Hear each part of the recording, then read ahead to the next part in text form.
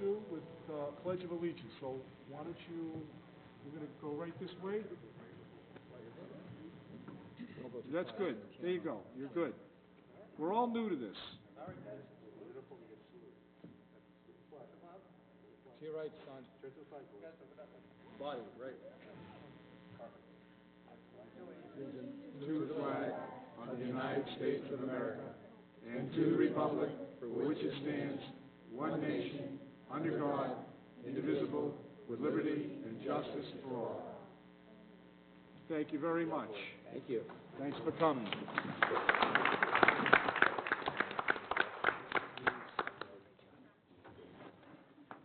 Tonight we have 7 o'clock. We do traditional citizens input. 7:05. We have a meeting with Senator Timilty and Ernest Hirsch to discuss the Walpole Power Plant. At 7:45, we have a scheduled meeting with Randy Scollins, our Finance Director, to discuss the fiscal '09 budget summary. At 8:15, we have an appointment scheduled with the Conservation Commission to discuss the Foxborough Dog Park. We also have new business action items. Old business, are we going to talk about the Super Bowl tonight or not? We'll wait and see. Mark didn't bring the hats. No. Why, what happened? We lost the bet. It being 7 o'clock or shortly thereafter, is there anyone here for citizens input? Anyone for citizens input? We are in the high school auditorium tonight, if you haven't noticed that. Anyone wishing to speak, if you could kindly come down and use the microphone, it will help out our cable TV folks and also my ears. It being no citizens input, it being 7:05, I'd like to welcome Senator Timilty. And Mr. Hirsch is on the agenda as well. Mr. Hirsch, welcome. Senator, thanks for coming. Thank you very much. Mr. Chairman, and through you to the board, thank you very much for the kind invitation and the patience. The last two meetings I had wanted to come down, but I couldn't, so I apologize for that. But I'm here to talk. I understand I've got early communications from everyone of concern on the board, and then written communication as well that there would be, that Foxborough had some interest in what was going on in Walpole and shared my position that of siting of this type of facility in the area which has been chosen is not appropriate. And I think there are a number of concerns that I have that probably I'll share with you based on a 580 megawatt energy generating facility. So when the proposal came before the community, there was a meeting on November 27th and a subsequent December 4th Selectmen's Meeting where the citizens of Walpole expressed some serious concerns and reservations, and actually after the extent of that meeting at the Board of Selectmen, they directed the state legislative delegation, myself who was there, to do that which I could to oppose the siting of this facility. And in a good bill that we were passing just serendipitously in the Massachusetts Senate, a renewables energy bill, I was able, with Senator Creedon, Senator Brown, and Senator Joyce, to put an amendment into that renewables energy bill, which I think is important, that would not permit the siting of this said energy generating facility within a mile of an elementary school, a licensed daycare facility, elderly housing, areas where some of our most vulnerable and those who have certain breathing problems, i.e. asthma or emphysema, would have some concerns. So we were able to be successful, and the amendment was passed to that renewables energy bill. So as it stands right now, we passed a very different bill than the House. We're both trying to get to the same end, but very different. So the legislative process requires us in the legislature to appoint a conference committee of 6 members of the legislature to work out the difference. And in anticipation of that, last month on January 18th, I sent a letter to Senator Morrissey and Representative Dempsey, who were the chairs of basically the Energy Committee, and suggested to them that this amendment that had passed was very important, and when I would ask that they recede, basically, that they would agree with me, and then whatever came out in the final document would indeed have either my exact amendment or some variation thereof, which would, as I say, prevent the licensing, the siting of this facility in that part of Walpole, which I think, based on the Boyden Elementary School being 3/4 of a mile, I would imagine you're probably a mile or mile and a quarter, so you would have all of the particulate matter and other output in your community without any derivative benefit. So we're hopeful right now. The conference committee was appointed just recently. It includes Senator Tarr and Senator Pangiotakis, along with Senator Morrissey. So we'll have conversations with all three of those gentlemen, and also it has Representatives Dempsey, Representative DeLeo, and Representative Lascoco, who are on that committee. So it's up to them to hash out the differences, and I do hope that we will be able to prevail, and this Senate amendment will be reflected in the final document.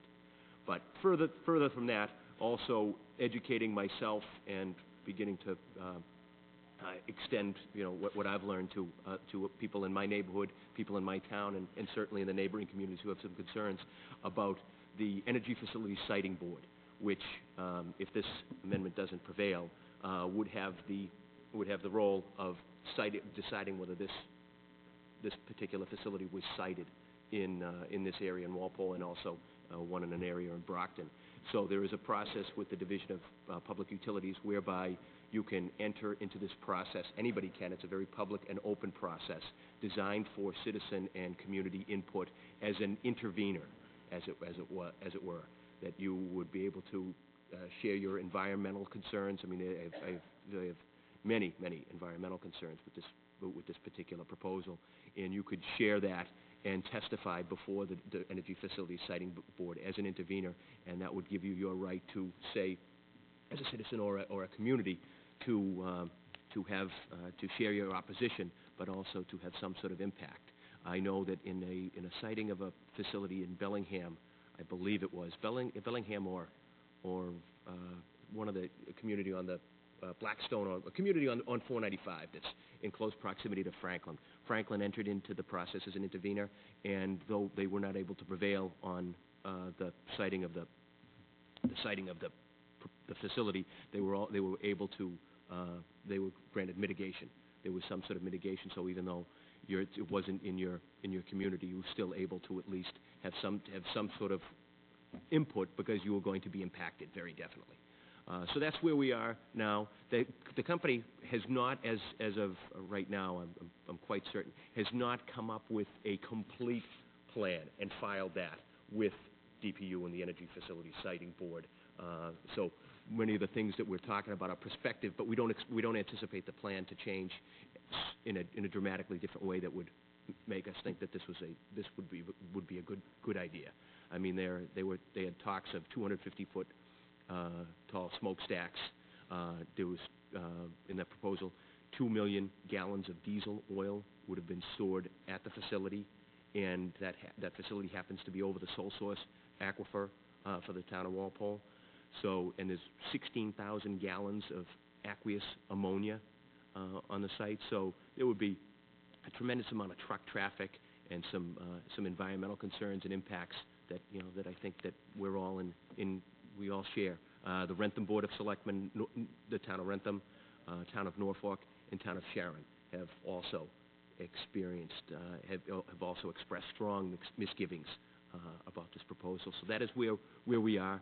We're hopeful. We're working on the conference committee and in the legislative process, and we'll also be prepared to work and hopefully work effectively in front of the Energy Facility Siting Board as things go on. But I think I think we have a year from the time that they finalize their plan and submit it to the appropriate agencies. There's a calendar year where you can intervene, as it were, and I would think that the town of Foxborough would probably want some individuals, probably yourself, Mr. Selectman, living on North Street, right down the street. Individuals and the town itself would want to be in a position to be involved in that intervening process.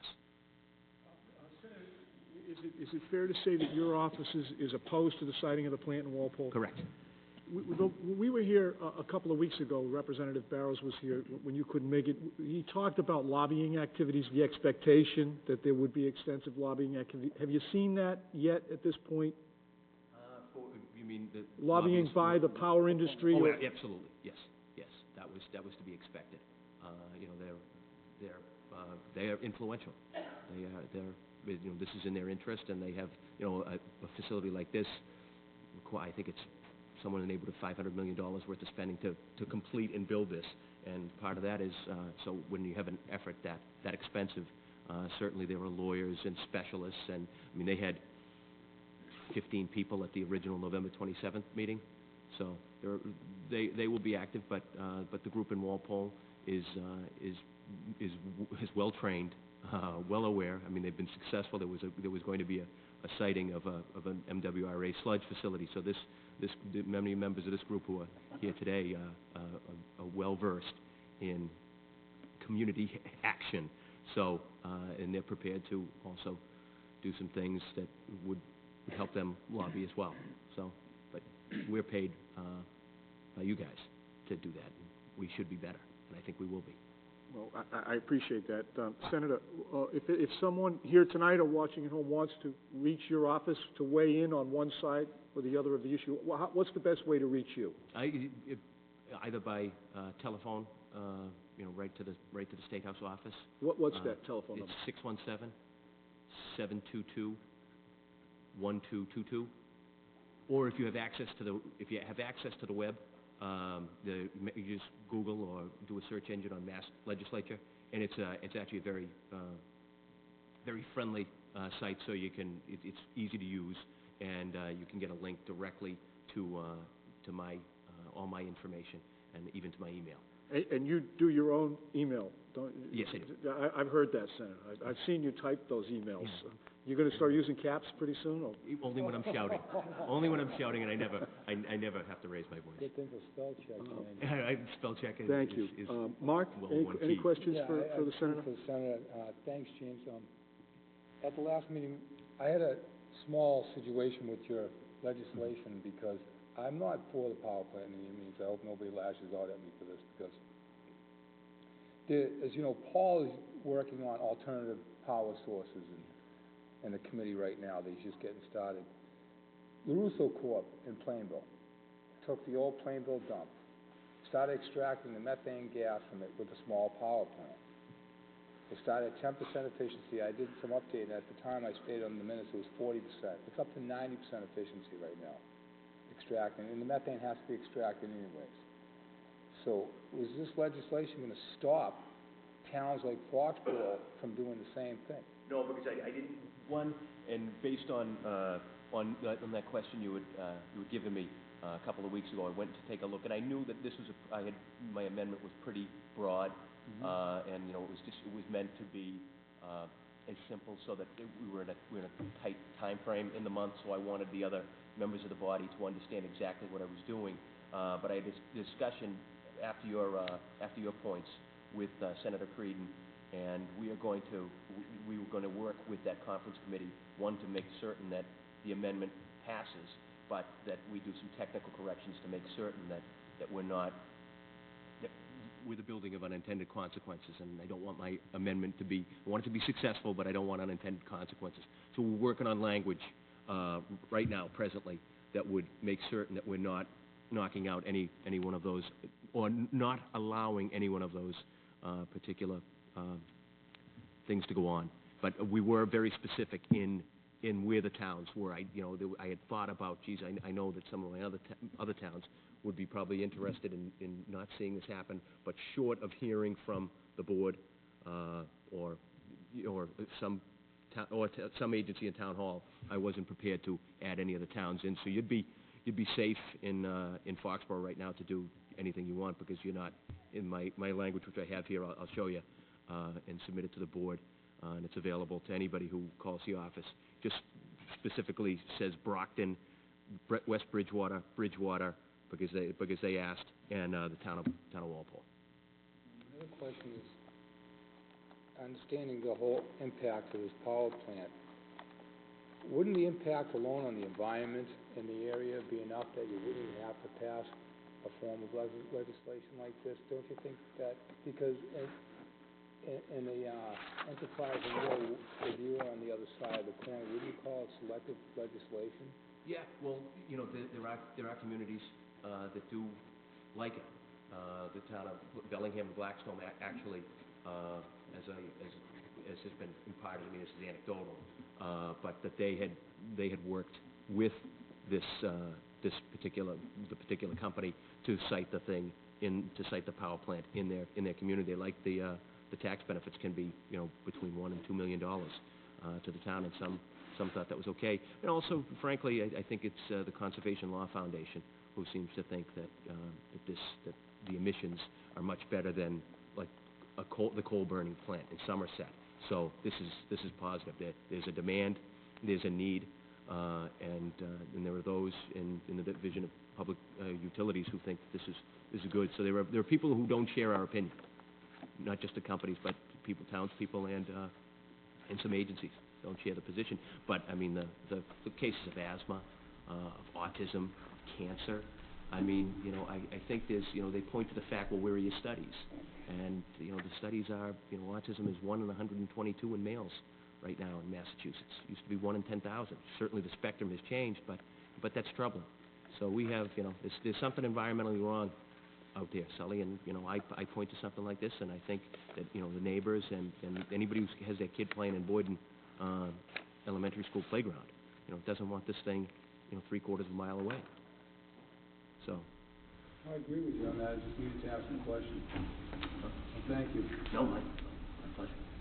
Bob actually goes partially with my question, which was, do you anticipate there being any modifications or work done by the power company to perhaps listen to the concerns and create a plant or facility that is more environmentally friendly and more in tune with what the locals in Walpole want and surrounding communities, and perhaps yourself as well, and Representative Barrett? You've done an excellent job of sharing not only the current situation, but also the reasons behind it. I'm very supportive of yours and Jay's work on this.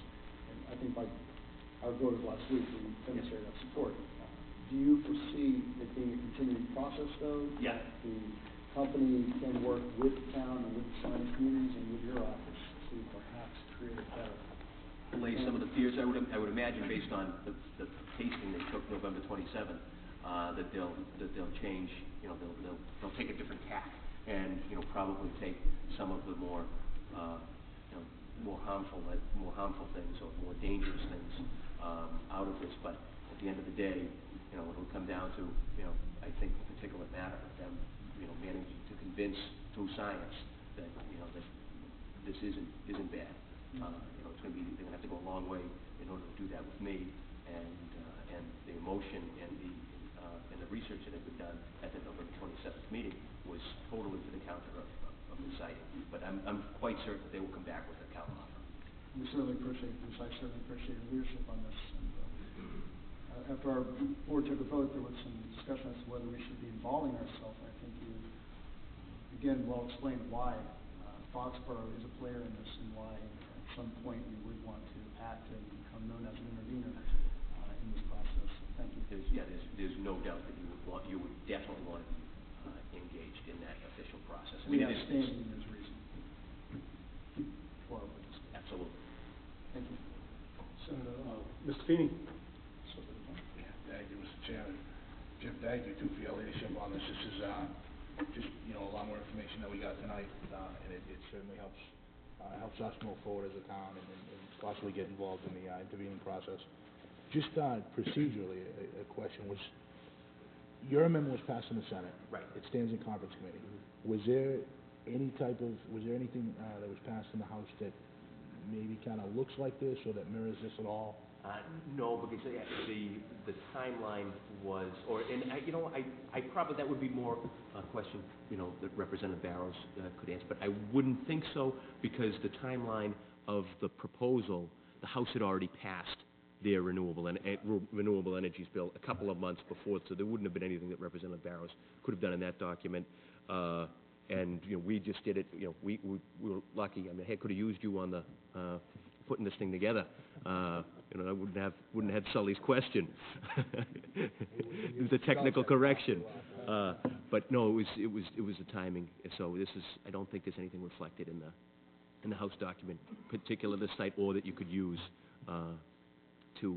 because it focused more on the energy. So this was just an amendment. You know, it was a non-green energy facility, and then this was a green renewables energy bill. So it worked out well.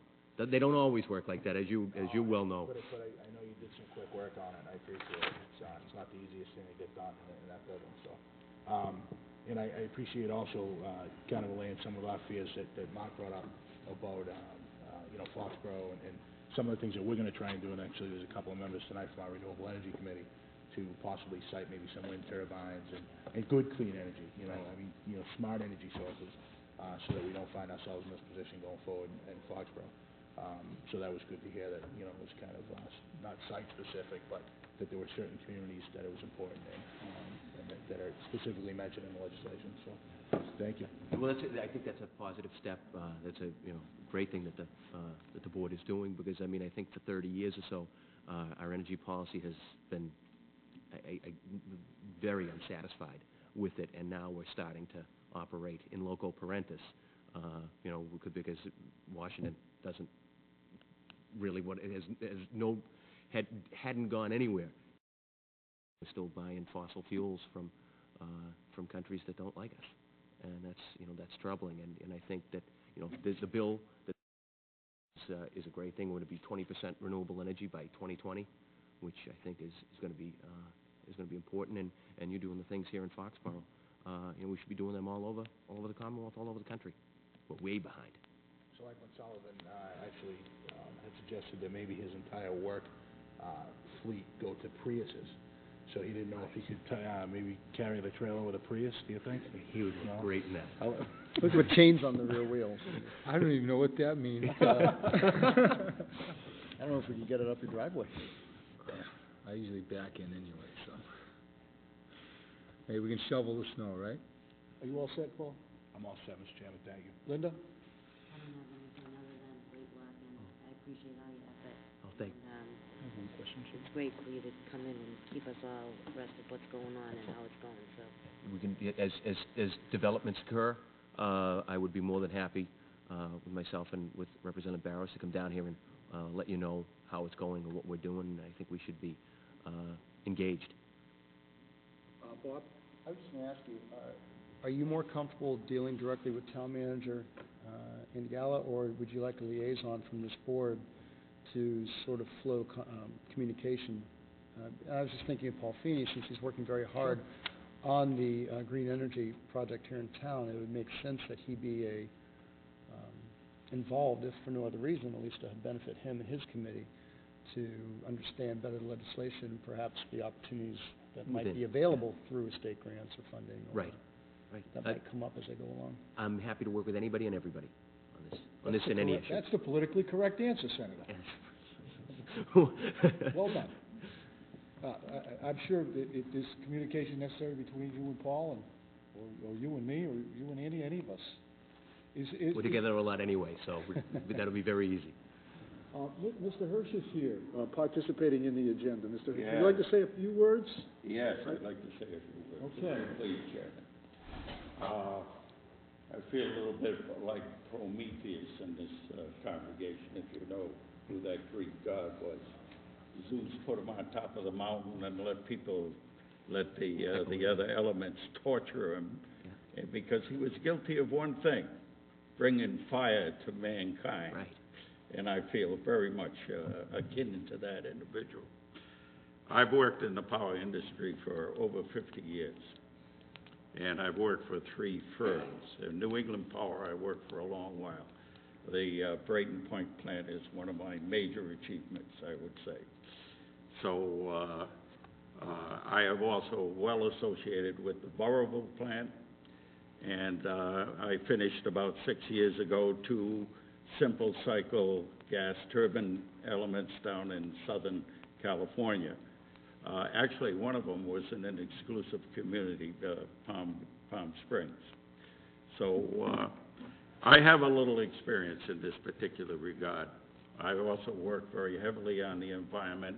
I've bought the equipment for these plants, supervised their installation, and even done some elements as far as operation.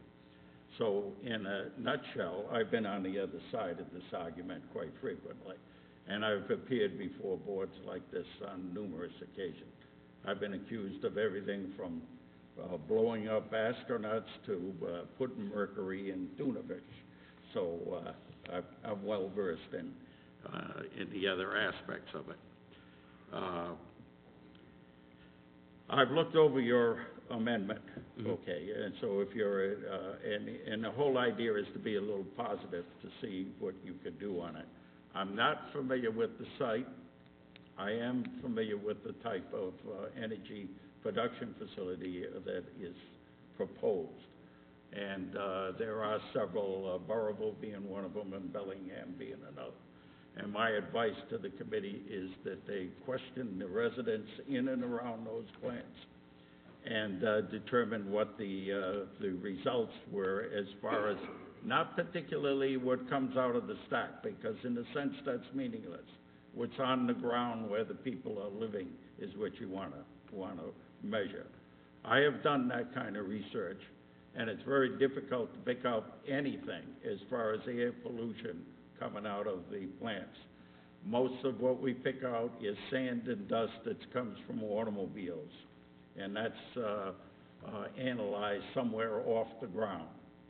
And I would say your automobile causes most of the air pollution that you absorb. As far as your amendment is concerned, I have a copy of it, and if these people want to take the copy, I'll be glad to give it to them. It mentions specific towns in here. I guess Brockton, West Bridgewater, east of Walpole, and Foxborough. If this particular amendment was to go through, if I lived in Sharon, I'd be very much irritated that my name wasn't on the list, or my town wasn't on the list. So I think that's a major problem with the way you presented this thing. And let me show you, let me tell you that everybody decides to get on board on this type of thing. There won't be an energy facility built in the state. So wouldn't you agree with that? Well, if it was over a mile from a elementary school, Well, if you ask them a question. Yeah, I asked you a question. Yeah. Wouldn't all these other towns want to get on this list? That's speculation. Well, My job, I would think that it was a pretty good, it reminds me of another story. Ayn Rand, a great philosopher, once said that there was a meeting of whole people and the room was lit by candles. And the discussion of the meeting is the pollution coming off the candle flame. Was that Reardon Steel? Or the Fountainhead? No. This is, she wrote a whole series of short stories to bring out points. And the fact was that they argued for so long that the candles burned down. So the argument was redundant because they had already outlawed production facilities for candles. Okay. You want to continue with your agenda? Yeah, okay. All right, the power plant is located in an area which is less than a mile, a linear distance. Why do you say a mile? I mean, there's no technical background for saying a mile. It could be a half a mile, it could be 5 miles. My job was not to do the science, because I am not a scientist. I was asked by my Board of Selectmen to do that which I could to stop the siting of an energy facility, 580 megawatts, in that area in Walpole, and that is what I did. Are you working with Representative Barrows? Yes. Together? Correct. It's a bipartisan effort? Yeah, it's a bipartisan effort. There are communities that want them, as you mentioned, like Bellingham and like Blackstone, so... But James, you don't represent those communities. What's that? You don't represent those communities. And they haven't asked me to stop it. Walpole, the town of Walpole asked me to stop it. You've got to, being from the technical end, this is the kind of thing that I had to question. And that's why I'm questioning you. Sure. In other words, you've got to, Bellingham would be a good place. Can you pick up someone coming from that Bellingham plant a mile away or a half a mile away. That would be the answer to the question. If you can, fine, you've got a rationale. You should have a rationale. You just can't say it. You gotta have something to back it up. Okay? And also, Mr. Hirsch, I'll have you know that this particular facility was asking to draw 200,000 gallons of water from Walpole every day. Well, The Water Commission, that's- the Public Works Director, based on well maintenance, says that there isn't any possible way that the town of Walpole can support that. I So, know that. as I said, my job was to stop the I siting know of energy that, facilities, and I did my and that is job. a valid question. That's a valid question. And the answer probably would be, it would have to come off the MWRA system, which you have in Walpole. Mhm. And they have to get permission from that particular authority to use that amount of water. So that would be one thing that you could question, yes. Ernie, And I would bring up a couple of other things on that. Can I Yeah. interrupt you for a second? I have a question. Mark has a question. I Before you ask your question, if you could just we have a very crowded agenda tonight, and although it's, happy to have you here, and it's a vigorous discussion, we may have to kind of cut it short. We have the Yeah. finance director, and then we have a number of people here for a later meeting as well. So, Mark? I just wonder, are you preparing the senator for what he's to encounter? Or I'm are having you the senator look at this schooling thing him? Are you schooling and him? see what he can do to answer my And, question. and as James says, if you are schooling him, I would recommend that if you're preparing for a fight at Beacon Hill, that you would get together with him on a personal level to do it and not do it here in front of the board and the rest of the town. Because if that's what you're trying to do, I appreciate it, and I'm sure the senator would appreciate it. some certainly do. prepping. Okay. I'm not afraid of new information. And Huh? I think that's. No, where I it's going. understand, but you understand where you have to go. You have to do these things, or they can knock apart the amendment very easily. There's another provision in there that states these things that are done after the site is proposed may not be valid. You Well, I know? think that's a question for the legislature and then the courts to answer. Well, no, it's right here in CMR 980, Yeah, interpretation. Section 6, and I will give this to you. Okay, that's great. Senator, thank you for coming. Mr. Hirsch, thank you for participating. It was delightful, thank you very much. James, could you talk to Ernie right away? This is for the, Pauline, we'd like to submit that for the Do you record. need this to talk to the senator, Who though? wants Do you need this for the senator, to talk with the senator? Do you need this, Ernie? Oh, he could pick that up at his own bookstore, where I got it from. Thank I would appreciate if you got together with Ernie, Senator James. I'd be So if happy, there's anything I can help you with, Senator, let me know. if it's positive to citing that facility in South Walpole, I would suggest that we could have a long discussion. I don't know whether it'd be fruitful, Okay. but thank you very much. Mr. Scollins, page 745. Thanks, Senator. Thank you, Mr. Hirsch. Yep. Thank you, Andy.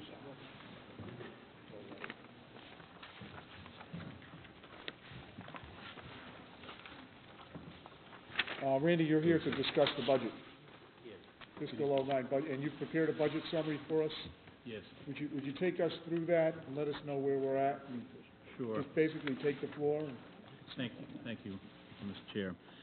I'll keep us focused on the first page and give the high-level view at this point in the process, and take any questions either along the way or as I finish the overview here. This is a touchstone along the way in the FY09 budget process, as required by the bylaw to come before the board in the first meeting in February to discuss what the state of the budget. As you can see in front of you, the current estimate, which is the February 12th column, shows us at this point to be about $565,000 out of balance.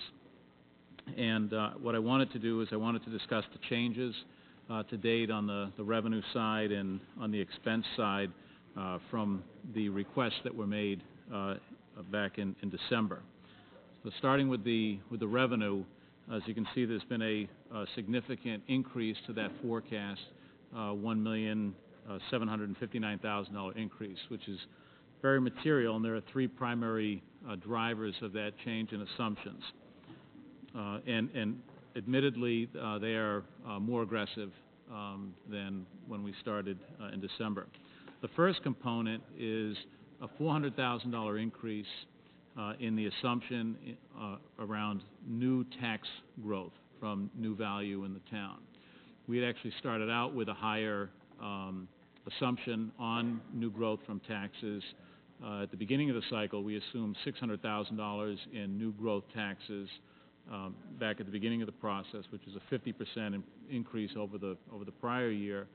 But after working with our building commissioner and the chief assessor and taking a hard look at all of the new commercial development around the town, we tried to refine that somewhat to try to capture as much as we could. And this is not no longer a conservative estimate. I would say this is somewhat of an aggressive estimate at this point, and it assumes that everything that is currently expected to be built out by June 30 of this year is indeed built out.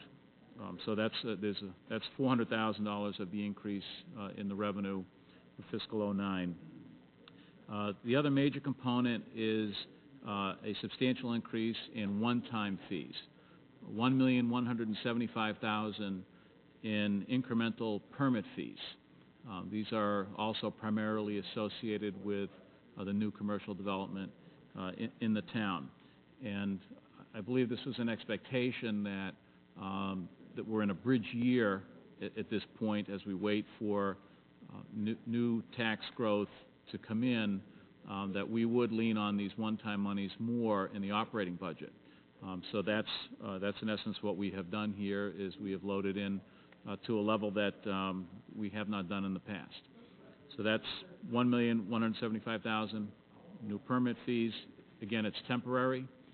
It will not. Would you mind going into the hall? The sound is so great in this room that we can hear you. Thank you. Thank you, Mr. Chair. So that's a temporary increase from local receipts, which is what permit fees are. So that will not be sustained. Ultimately, it would have to be replaced by new tax growth beyond what we've even put into the assumption at this point in time. The other remainder component is approximately $187,000 in an increase in the state aid forecast. Admittedly, the current state aid revenue forecast does not reflect the governor's proposal at this point in time.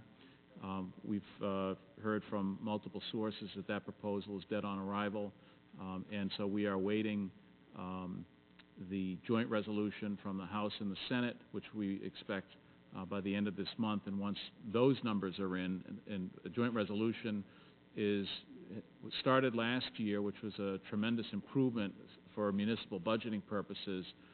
And what that does is they lock in, or at least they agree, the House and the Senate leadership agree to the biggest components of state aid for cities and towns. They agree on the Chapter 70, which is the education money, and they agree on the lottery money. So they did that last year, and those numbers held. So there's an expectation, actually it's been discussed with the town manager and myself, that that's indeed the goal of the legislature, that they'll have that by the end of February. And once we have those numbers, we'll reflect that in the state aid forecast. And hopefully the numbers stay up to the level of the governor's proposal, but there's still some risk at that, because it relied upon gambling revenues as well as some other controversial legislation. So the net increase, again, on the revenue side, $1,759,000. On the fixed cost side of the budget, which is our insurances and debt service, et cetera, we had some increases in there from December, about $16,500 net increase. $23,000 of that was we received the preliminary assessment from the Southeastern Regional Vocational Tech School, and it was $23,000 higher than what we had anticipated, although they are going with what they consider a foundation budget, and we had an enrollment increase there, and so our numbers went up a little bit. We picked up about $7,000 in some Medicare costs. So net $16,500, going the wrong way with our fixed costs.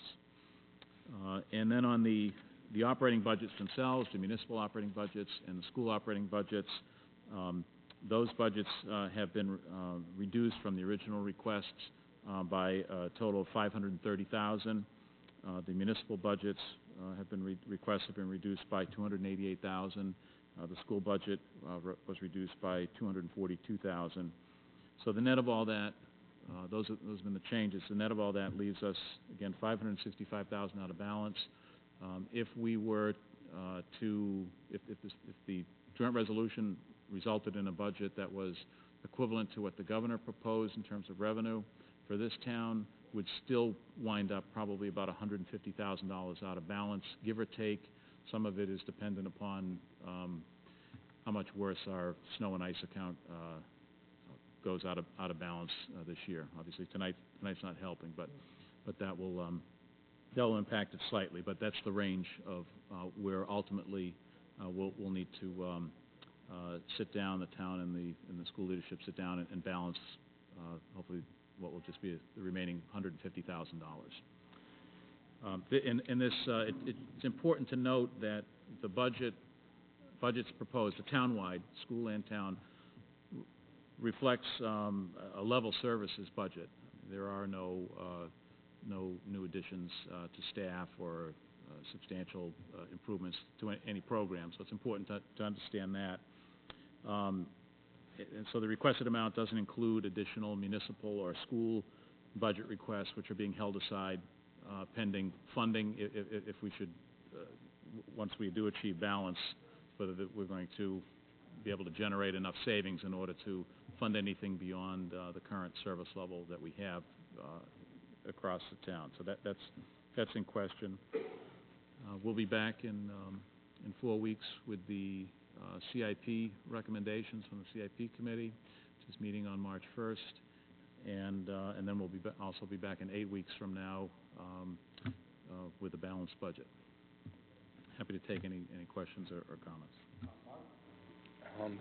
Thank you, Randy. I just want to put this out there so that the whole town understands that as well as you are at home facing the rising cost of electricity and fuel and health insurance costs, the town is also at a drastic rate. And some projected revenue that the town thought we'd have increased with taxation with more commercial development is basically being sucked away by all those extra costs. So it's been very difficult this year. I know Jimmy, our chairman, James Thrasher, and Randy, and the rest of the board are working very hard to get this balance done. And as well as you at home, it's very difficult at this time to even project some of these things because of the rising cost of energy, pension, and health insurance costs. Thank you. Yeah, agreed. It's a continuing story, not just for Foxborough, but for every city and town, most cities and towns across the state, is that unfortunately expense growth rates continue to outstrip revenue growth rates, and it's unfortunate that even with the good fortune that we have here in this town, with the new revenues coming in one-time and recurring, that we're still finding ourselves in the same spot where expenses are growing faster, and when the new recurring revenues come in, we're already at a level where they're fully accounted for with existing service level commitments. No, thank you. This is a significant year in that I believe that at the state level a lot of assumptions are being made, and it's tough than every year is tough, but it seems that this year is going to be even tougher to predict what the final state aid and state revenue forecasts are going to be. So I continue to support yours and Andy's work in managing, and as Mark pointed out, particularly with healthcare, I know that Andy works very hard to identify ways to save the town money through the association and also through just good management. So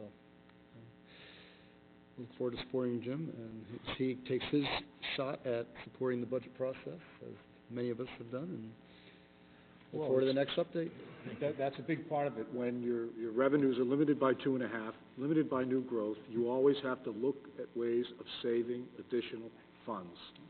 And whether that's $10,000, $20,000, or in this case, right now, the best case you're looking at is the governor's number coming in, and we're $150,000 out of balance, but you're confident we're gonna find that $150,000 on the expense side. We'll have to. Well, I would consider that confidence. Paul? Thank you, Mr. Chairman. No questions, Randy, I appreciate the report. You know, I will say that I know there is some pending legislation from the governor that, seems politically, there's not much of a flavor anyways in the House and the Senate. It's gonna raise revenues, whether it's through, expanded gambling in the Commonwealth. But there is something that I'd like to put on our radar screen. I know it's been discussed, in the past, and it is a policy question. But I think it may come before us a lot sooner than we think, as part of the governor's corporate tax goals and his goal to try and raise revenues is the local options meals tax. That if you had asked me a year or two ago if I supported it in a town like Foxborough, I would have said absolutely not. It just didn't make sense.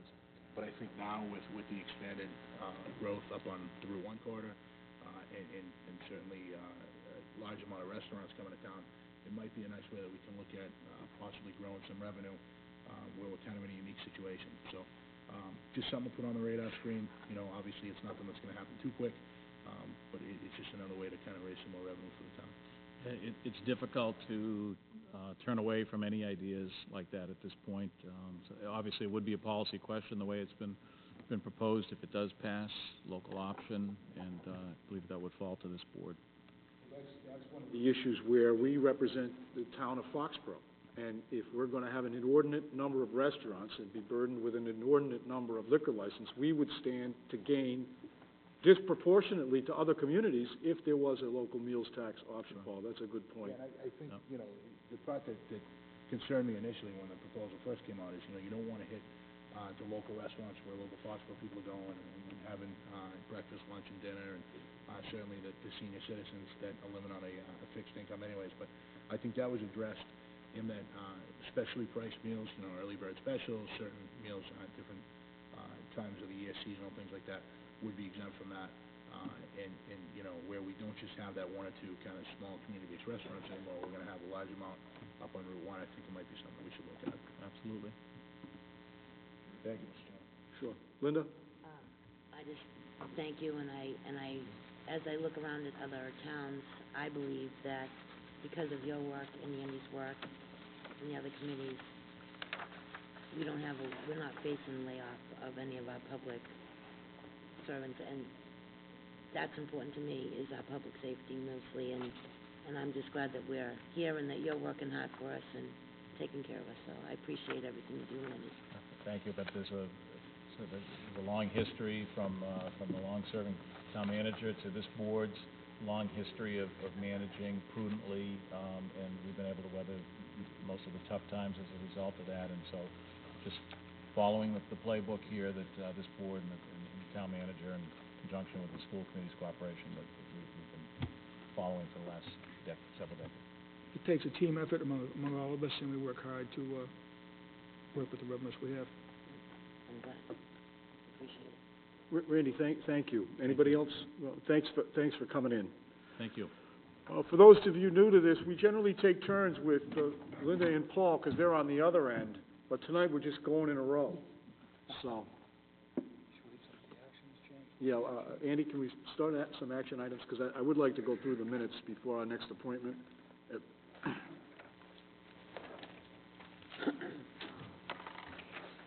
And whatever else we can do.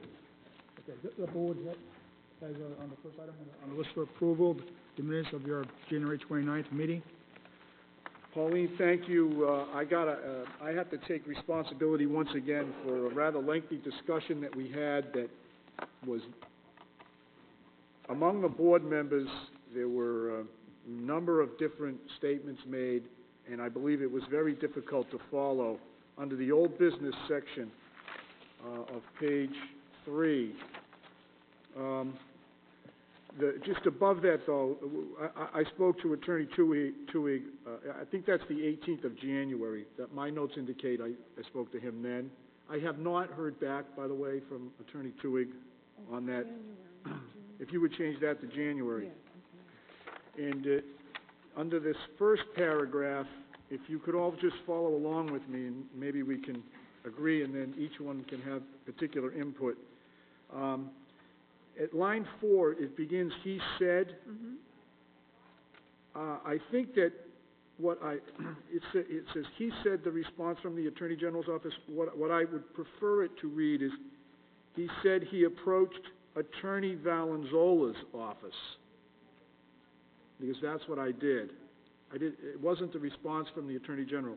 He said he approached the Attorney General's office, and then strike the word "was." And then the next line down, where it says, You approached attorney who, please? Valenzuela, the one who filed the lawsuit. Okay, all right, I can get it. Let me get the spelling for you. I got it, right here. I've got it right here, James. Oh, you have it?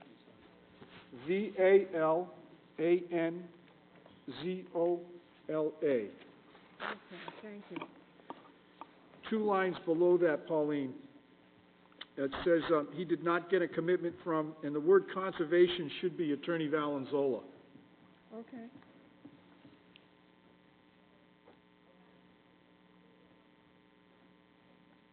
Okay. Last line, I recall reading from the minutes of the 13th and the 27th, but it's not, I don't believe in the June 13 minutes, it was indicated that the Conservation Commission had given approval, since I don't think Conservation looked at it until August.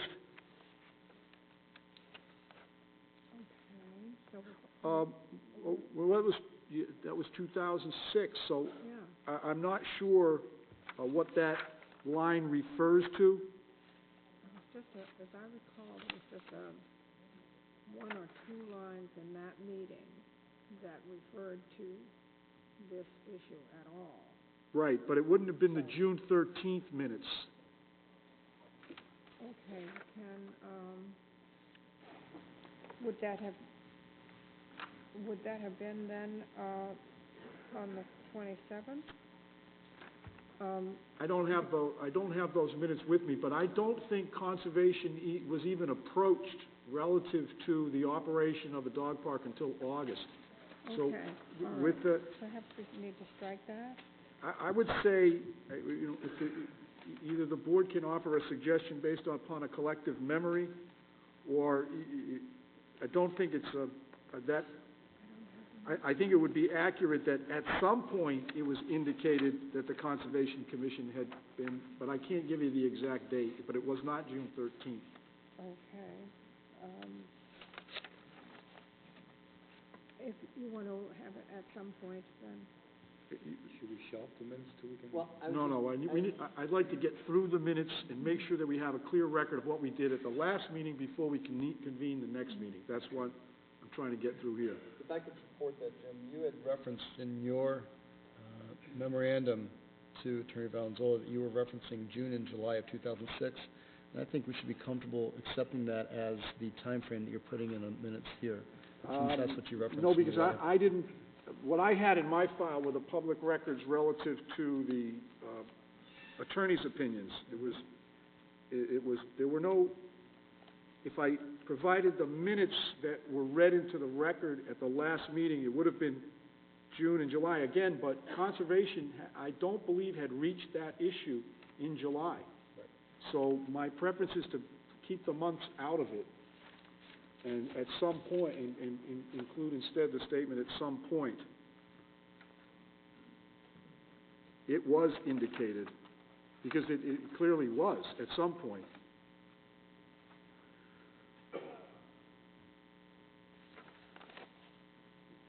I had, all set on that end, Pauline? yes.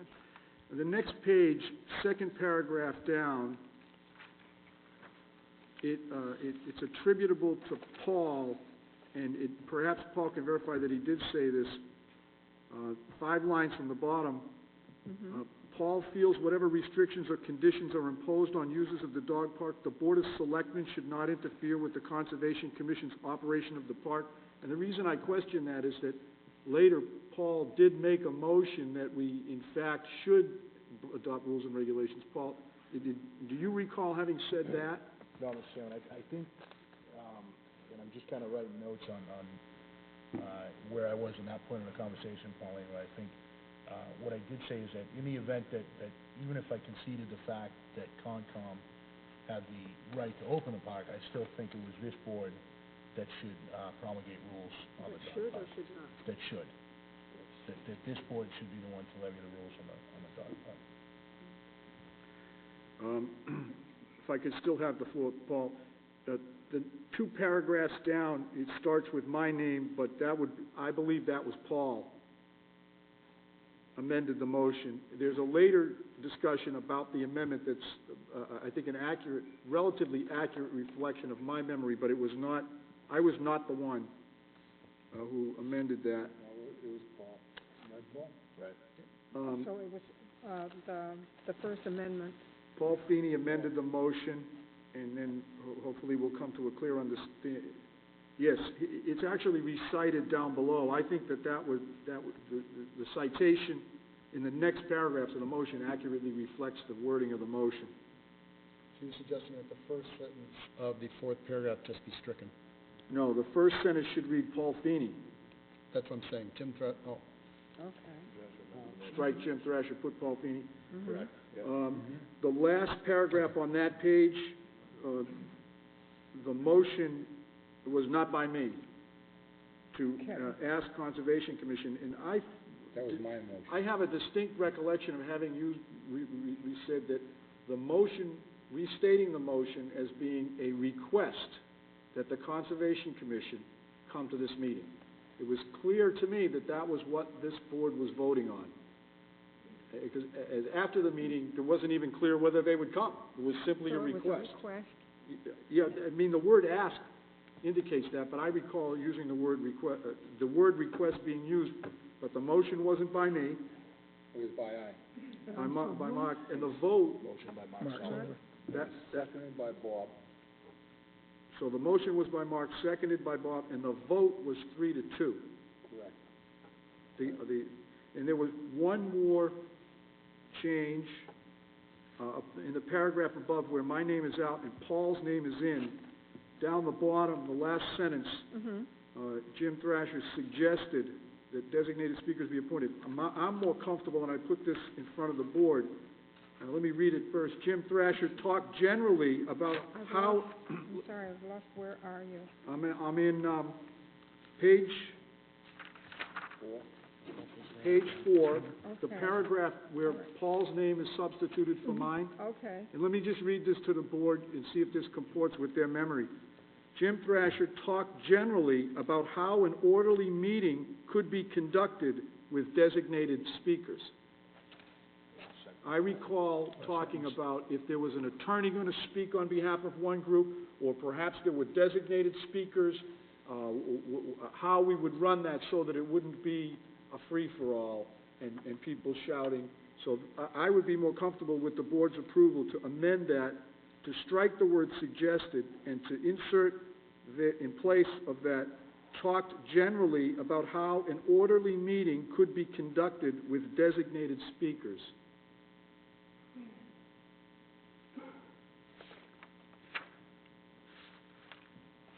Is that an accurate reflection of the collective memory?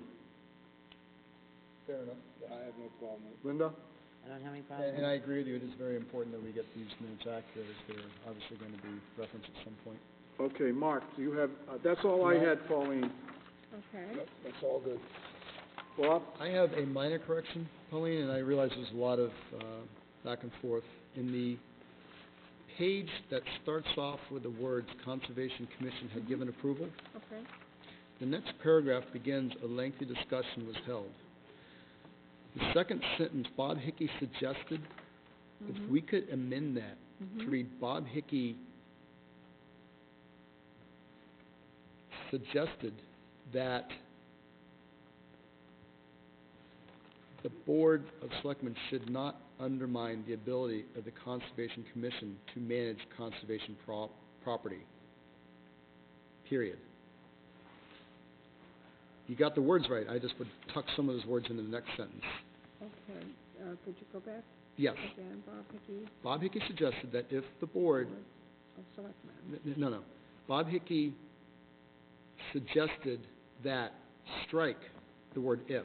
Okay, yeah, The board strike the word is going mm-hmm, and insert should not.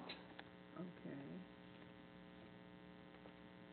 I'm sorry, strike is going to, mm-hmm, okay? yeah, I believe those words correctly go in the next sentence.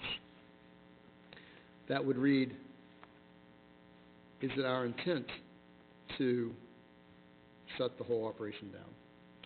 For the operation to be shut down? mm-hmm, You're correct in the words were in there, I would just okay. Bob, make could them you two different sentences. Could you tell us where you want the period? Certainly.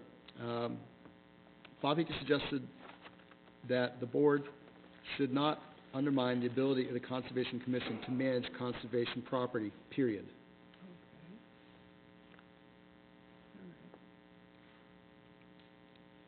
And then I suppose to make it clean, we should, where it says then should not, Mm-hmm. I believe the way it went, I was posing it as a question, Yes, and I believe, and my fellow members can help me, I said, is it the intention that the whole operation be shut down? As part of the conversation. That's not in the minutes, but that's just in the context that we're having the discussion. And do you want to include that in the minutes, Bob? I would like to see the phrase, then should not the whole operation be shut down, to instead read, is it your, or is it the intention that the whole operation be shut down? I was neither suggesting that it should be, nor was I taking that stance. I was simply querying, is that the outcome that is desired by some members of this board? Thank you. Is that it? And I appreciate the work you went into getting the votes right, Jim, because I agree with your amendments on the other parts. Paul? No. Linda? Nope. Okay. I'd like to make a motion that we approve the minutes of the January 29, 2008 meeting with the changes as they have been given to Pauline. Second. Discussion? All those in favor? Aye. Opposed? None. Now, it being 8:20, and it is cold up here, it's much warmer in the other room. This is a big room. our part to support. We have a few people here. How we arrived at this location, at this board's meeting last week, there was a motion made to request the attendance of the Conservation Commission at our meeting.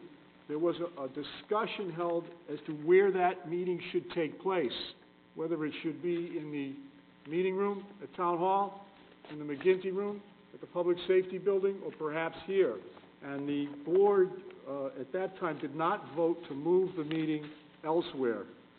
Subsequent to that, I got a letter that was addressed to me from Mrs. Harding, and the letter said that you, and I didn't know if she meant me personally or you as a board, need to move the meeting.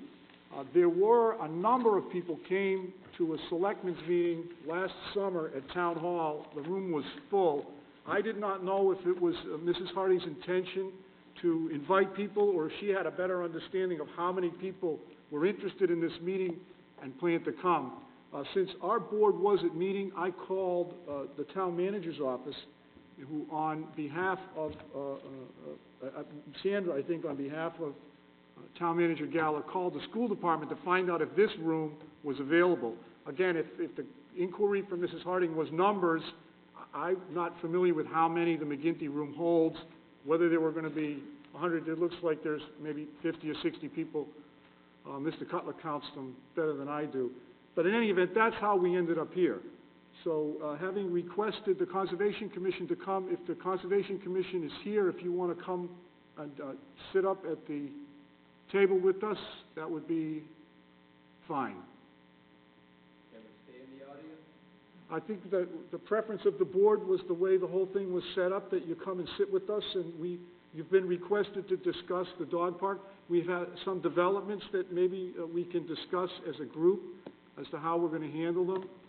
For those of you who don't know, the town was served with a lawsuit Yesterday, I believe all the board members received copies of the lawsuit. I received mine from the, office today, and there was one mailed to my house today. I would imagine we all have one received in the mail. Welcome. This is a lawsuit that's filed, the name of the lawsuit is Baker versus the Board of Selectmen and the Conservation Commission for the Town of Foxborough, filed by Attorney Edward Valenzola. Welcome. Are we gonna be discussing the lawsuit? I don't know, I'm gonna ask him. Mr. Chairman, are we gonna be discussing the lawsuit? Well, one of the developments that's occurred, I don't know if you've all been served by the lawsuit, and that, maybe that's something that we wanna discuss as well. Mr. Chairman, Sure, Bob. is the lawsuit gonna be part of this discussion? Maybe. I would suggest that we should appropriately review this in executive session prior to having a public discussion about a lawsuit that we're the defendants on. Well, I think executive session is something appropriate if you're gonna discuss litigation strategy. It also requires a 5-0 vote to go into executive session. It does not require unanimous vote. I thought it did.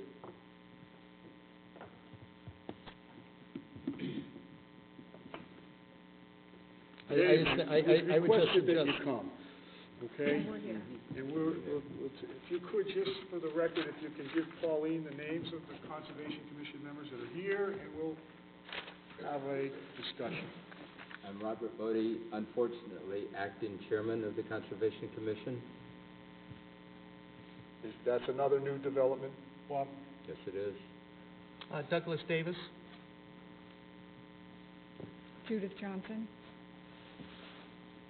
And we have one other member in the audience. Is someone else here? Yeah. Yeah. Mr. Blomberg. So you wanna come join us, Mr. Blomberg? Well, there was a vote of the board, it was a 3-2 vote to invite you to come here to discuss the dog park. So here we are. Mark, you made the motion, do you have anything you wanna discuss? Does the Conservation Committee need to open up a meeting, that there's 4 of you here? Andy? I'm not sure what the legal technicality is, since it's not a posted meeting for us. I know I spoke to you earlier, Andy, and you thought it was okay, but I'm still not comfortable opening a meeting. It's an open meeting for discussion. They can't take votes, but they can discuss the matter with the board. Is that in violation of the open town meeting law? No, you can have a discussion with the Board of Selectmen. All right. It was posted too. Yeah, I realize that, but your board is not gonna take any of your votes, so you're not technically meeting. You're Okay. attending our meeting at our invitation. So. Okay, all right. Before we start, I'm sorry, but as acting chairman of the Conservation Commission, before we start the discussion, I'd like to make a request. Sure. As we know, Foxborough is a small town, and it's very difficult to keep a secret. Having said that, I've heard from several sources that you, Mr. Chairman, has spoken to Mr. Conlon that the dog park, which was approved earlier by the Conservation Commission, would never be put into operation. Whether it's true or not, I don't know, but I've heard from several sources that you had private conversations with Mr. Conlon. Me? Yes. How, at what point?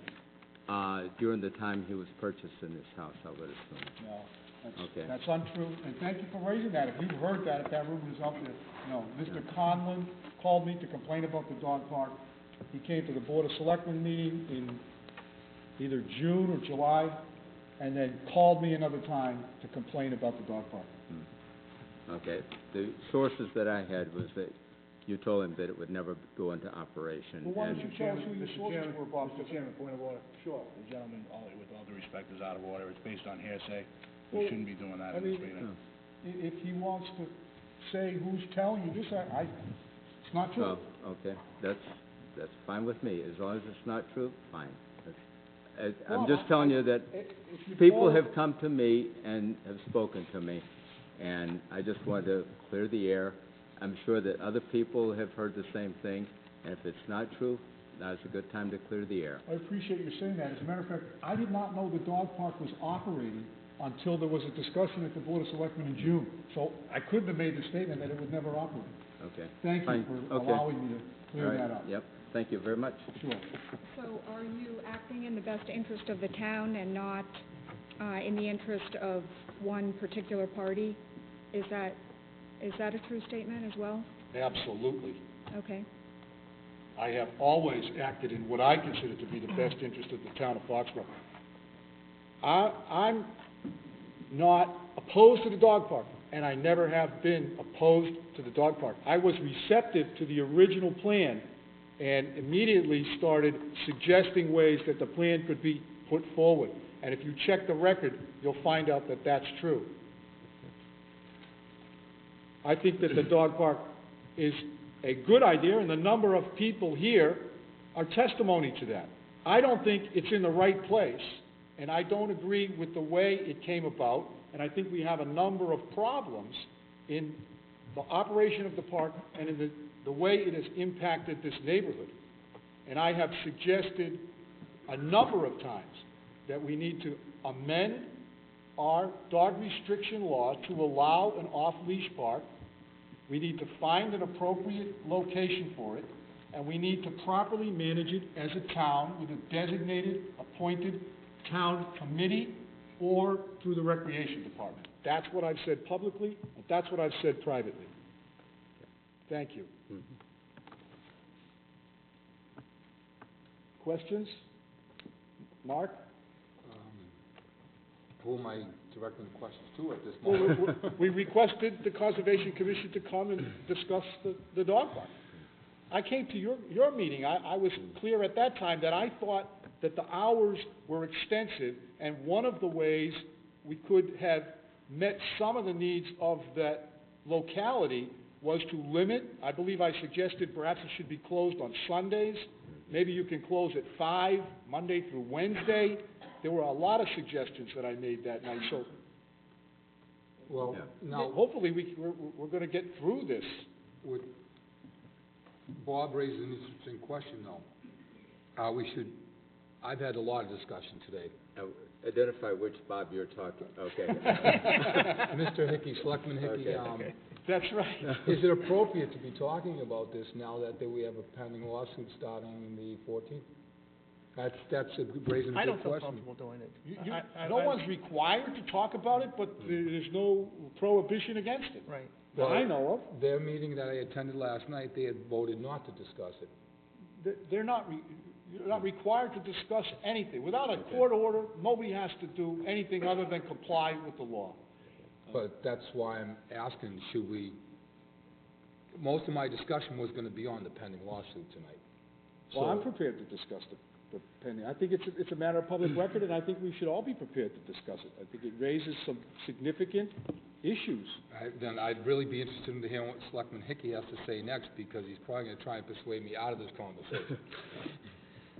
You know me too well. Perhaps I've been around too long. Can I just, Mrs. Hardy has come down thank you for coming down. Anyone who wants to participate, if you can come and if you can sit up front and let us know, we'll try to work you in. Would you mind if we went to the floor? Actually, I'd like to start first, if it's okay. We'll be with you then. Go ahead. You may want to sit down for this, because I tend to go on a little bit. I don't have the egg timer, but there you go.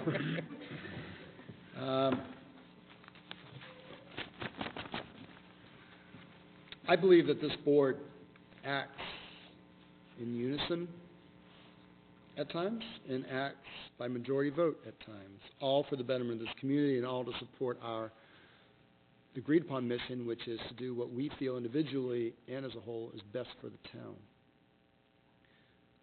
We've been presented with a lawsuit.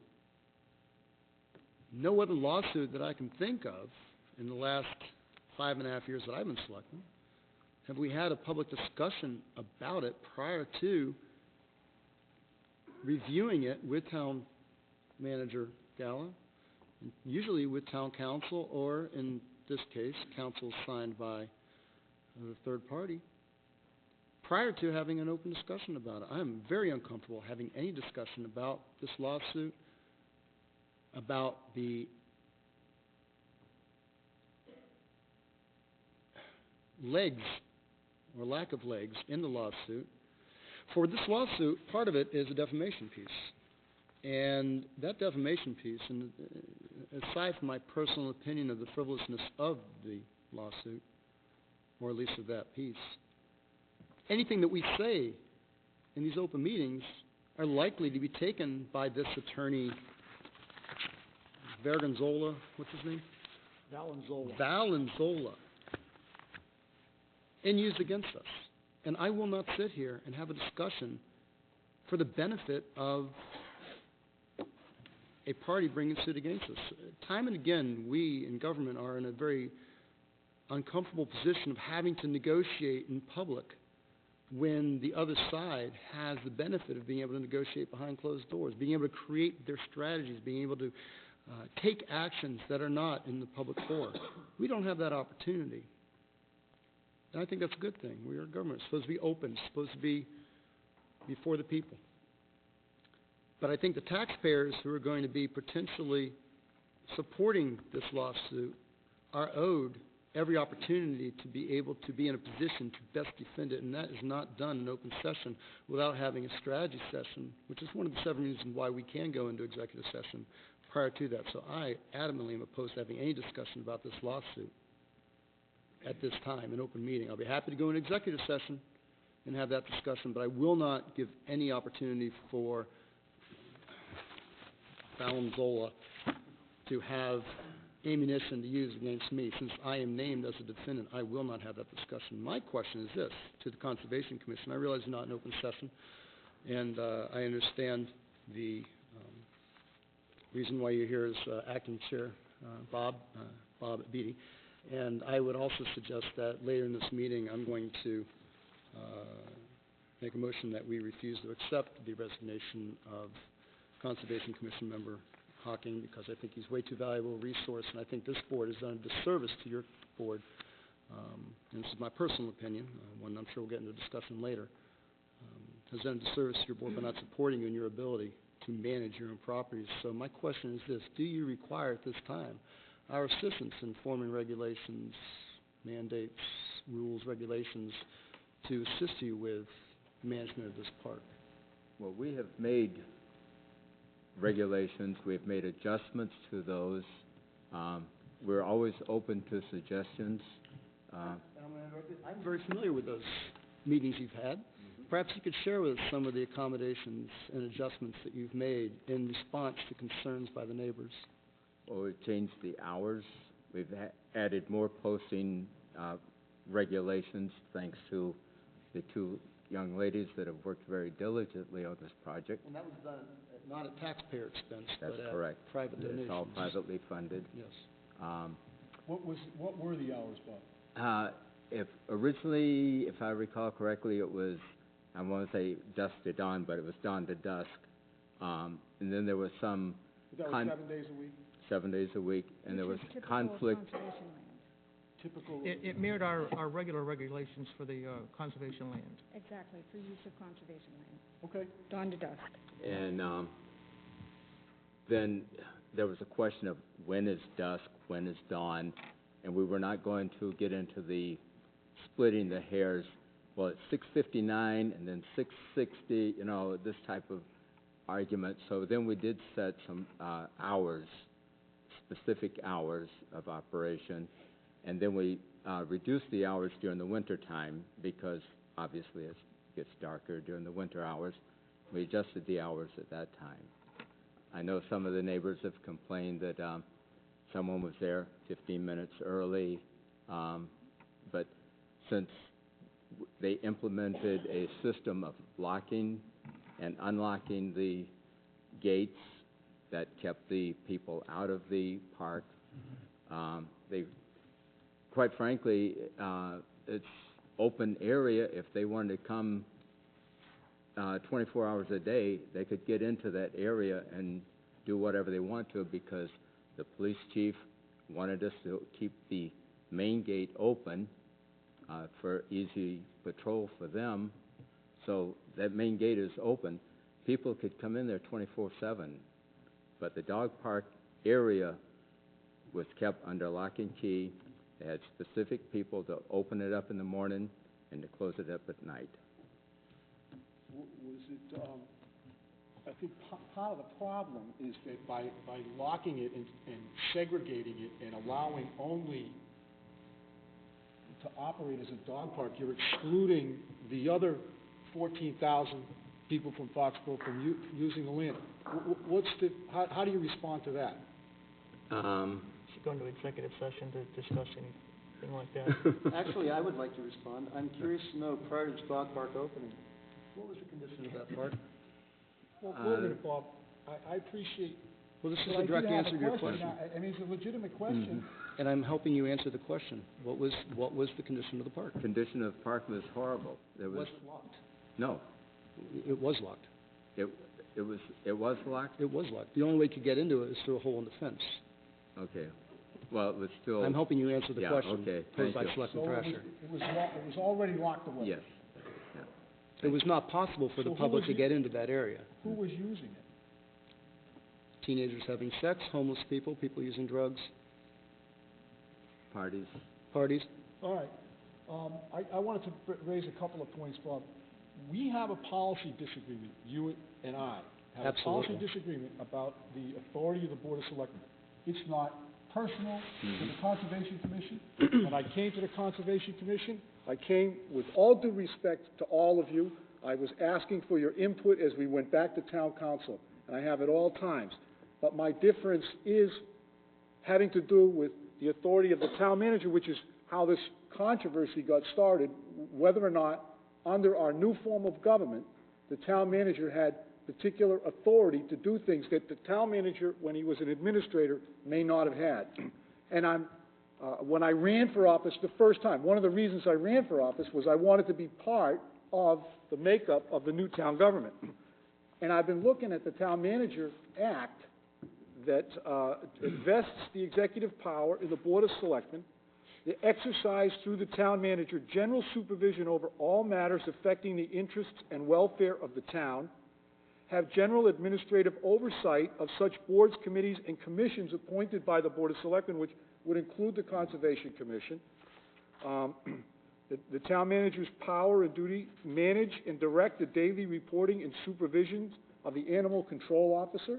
If there is a question or if there is a complaint that the off-leash park is violating a bylaw, it's up to the town manager to send the animal control officer, so he is, have some authority, as well as to have reporting and supervision over other committees appointed by and under the jurisdiction of the Board of Selectmen. I considered that your board was appointed by and ultimately under the jurisdiction. The town manager approved warrants for the payment of town funds, contracts and administers the town insurance policies, settles the claims.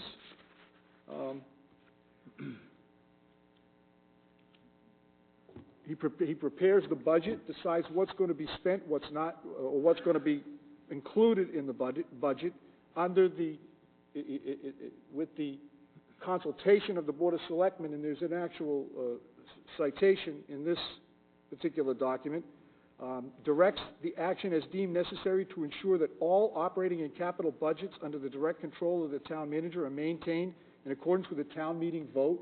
Again, back to my discussion that the way to solve the problem is to come to town meeting with an amendment to the off-leash, to the leash law that allows an area of town to accept an off-leash dog park. If you start with that, he's also, this was an operative sentence, manage and be responsible for all town buildings, properties, and facilities. So there was a legitimate inquiry that was posed, and the town manager is charged with prosecuting, defending, or compromising litigation.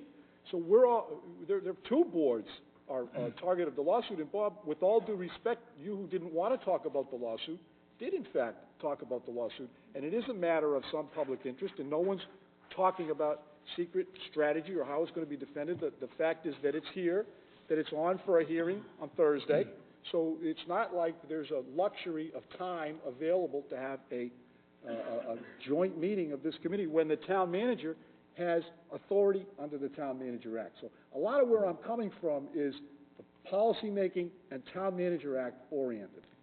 If I could, I appreciate your going through that lengthy explanation. I think I'm going to suggest that we don't have a disagreement on policy. I think we have a disagreement on implementation of our authority. We have an appointed committee that works on our behalf, but also on behalf of the citizens of Foxborough to manage the conservation land. The strong town manager statute aside, that committee is in place to do just that. I have full confidence in that committee's ability to do that, and I, quite frankly, have no interest in starting to micromanage the various properties that are under their purview. My whole point of this is not to review the lawsuit. I am not and will not in open session. But I am going to suggest that we ask the Conservation Commission, which I've done, if they need our assistance with any aspect of their jobs. If they're unclear of what our expectations are, now would be a good time to ask that. Or if they need our direct assistance to develop something that I wouldn't know the answer to, now would be a good time to ask that. Aside from that, what I would suggest is that this board reaffirm our commitment to allowing the Conservation Commission to manage all of their properties through their best ability, but also through their mandate from this board. One point I'd like to raise, and Mrs. Harding's been waiting. I have always supported the Conservation Commission in what I consider to be its statutory duty, and I think it was your chairman at the meeting who said we're looking forward to getting back to what we do best, which is wetland protection. And it's not something that I would traditionally associate with the rec department, with all due respect to your committee. It's not something I would have expected. Mrs. Harding has been patiently waiting. Go ahead, Mrs. Harding. Wanted to submit these letters that we had signed by Foxborough residents over the last 8 days, and they just state that the Foxborough residents support the Foxborough Dog Park in its current location, and they support the Conservation Commission's control of the dog park. We want you could just put them on the table. We'll put that right in the record. Thank you. Okay, Bob and I have kind of dominated here. Mark, do you have? Thank you. For Doug or Judy or Harry, Bob? Like in the past, James, I think I'll go last when we talk about this subject. Linda?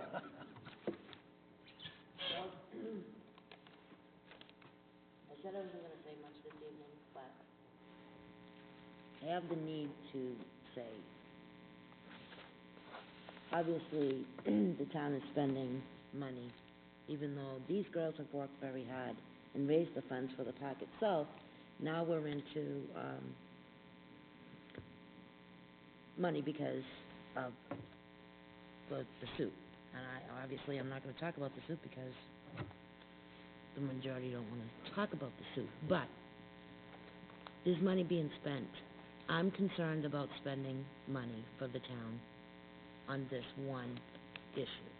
I mean, And Linda, if the solution is, given the number of persons who support a park and the number of different locations in Foxborough where a park might be designated without having a negative impact on a residential neighborhood, with the willingness of town officials to work with proponents of the park to form an actual town committee and to post rules and regulations that I think would best be done by this board so that there's monitoring in terms of time of use, so that to make sure that the park is properly maintained and properly cleaned. Clearly there's support for that. Are there any other committees that we would like to take away their authority from at this moment? Bob, we disagree, that's all. What committees? The conservation?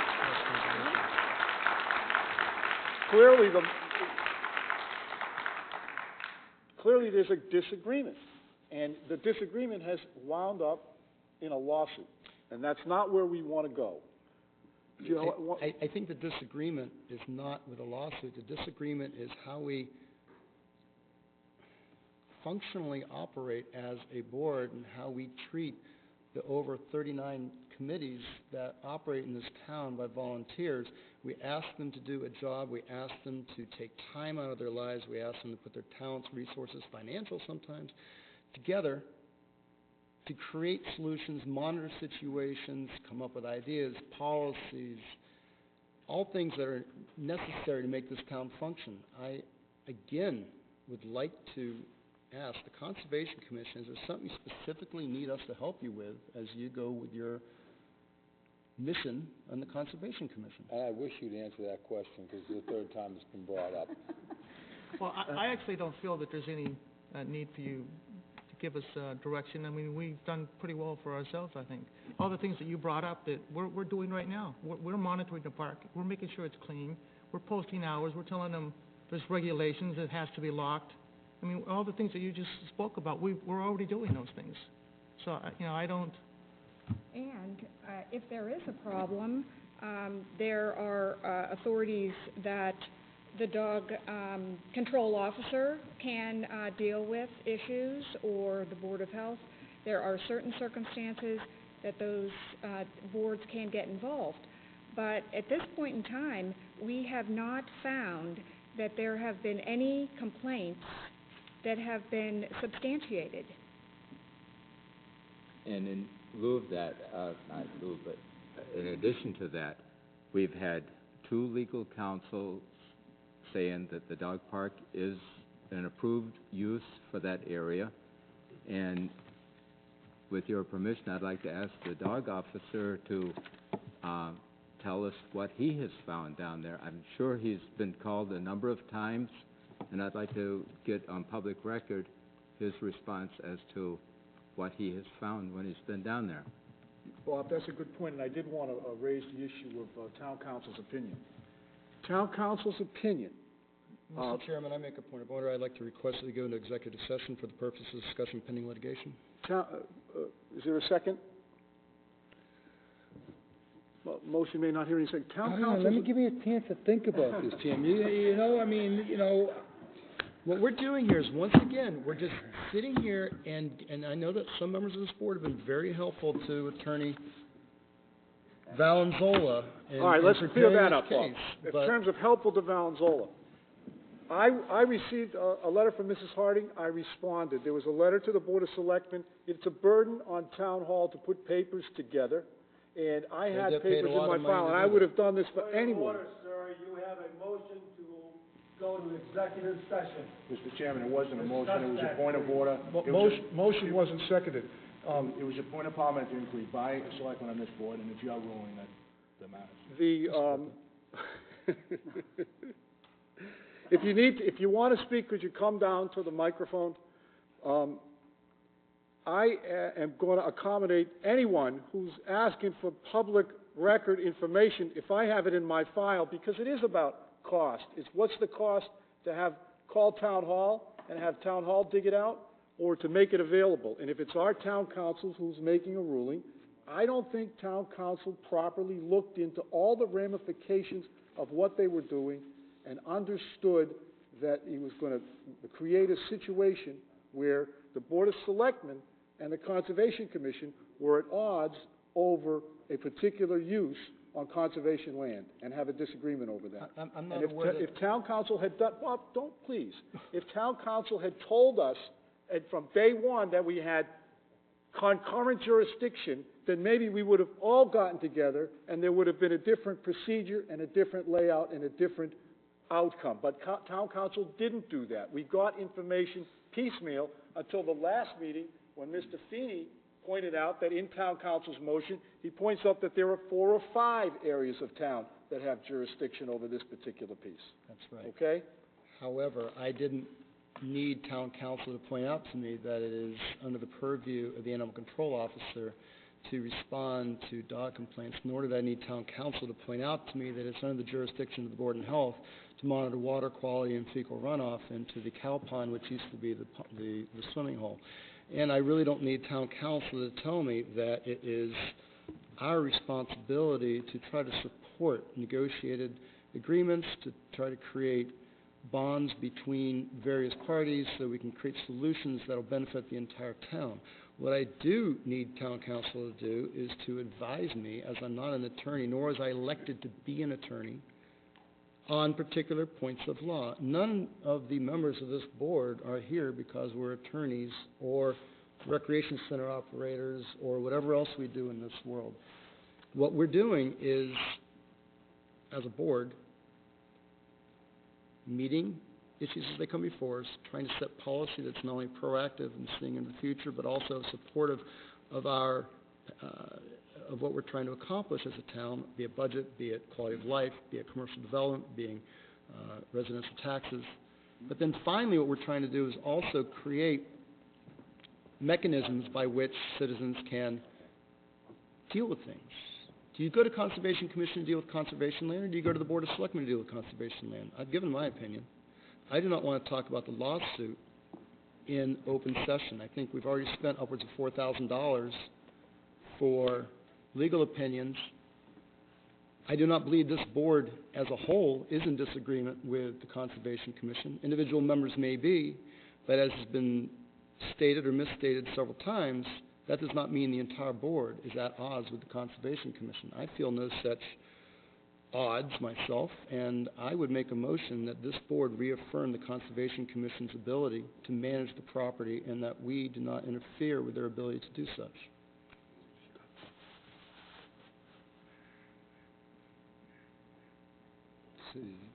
I can only make the motion, I can't second my own motion. I did not give Pauline a chance last week to write. Did you get that motion, Pauline? I got the, motion by Bob to go into executive session. There was Still no on the second. table, and there's no second, so it That's right. dies. There's There's a no second. speedy negative. I mean, it was very speedy, Jim, on that motion. I'll give you that one, but in the next time, give us 30 seconds to think about it, all right? Not 4. We'll remake the motion in a Well, second. I Let's do one understand thing that, at a but time. Let you two titans go at it first. Pauline, what do you have for the motion? Motion by Bob Hickey, to go into executive session. Okay. Not He seconded. just made another motion. And that There's one one was that not he seconded, so it died. Right. Good. Okay. So now we move on. I've now made a motion that we reaffirm the Conservation Commission's role in managing conservation land, and that we do not interfere in that process, unless requested to do so. Is there a second? I'm going to second it with discussion. Motion made and seconded. Discussion? Correct. Can you read it back so I know what it is we're discussing? Motion to reaffirm that the Conservation Commission, Motion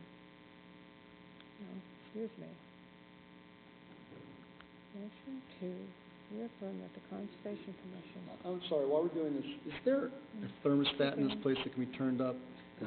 I am Freezing at Pee-wee hockey. It's freezing up there. Please, she's working, please. Freezing up here, it's freezing. Motion That's a first. Bob, to reaffirm that the Conservation Commission role in managing conservation land.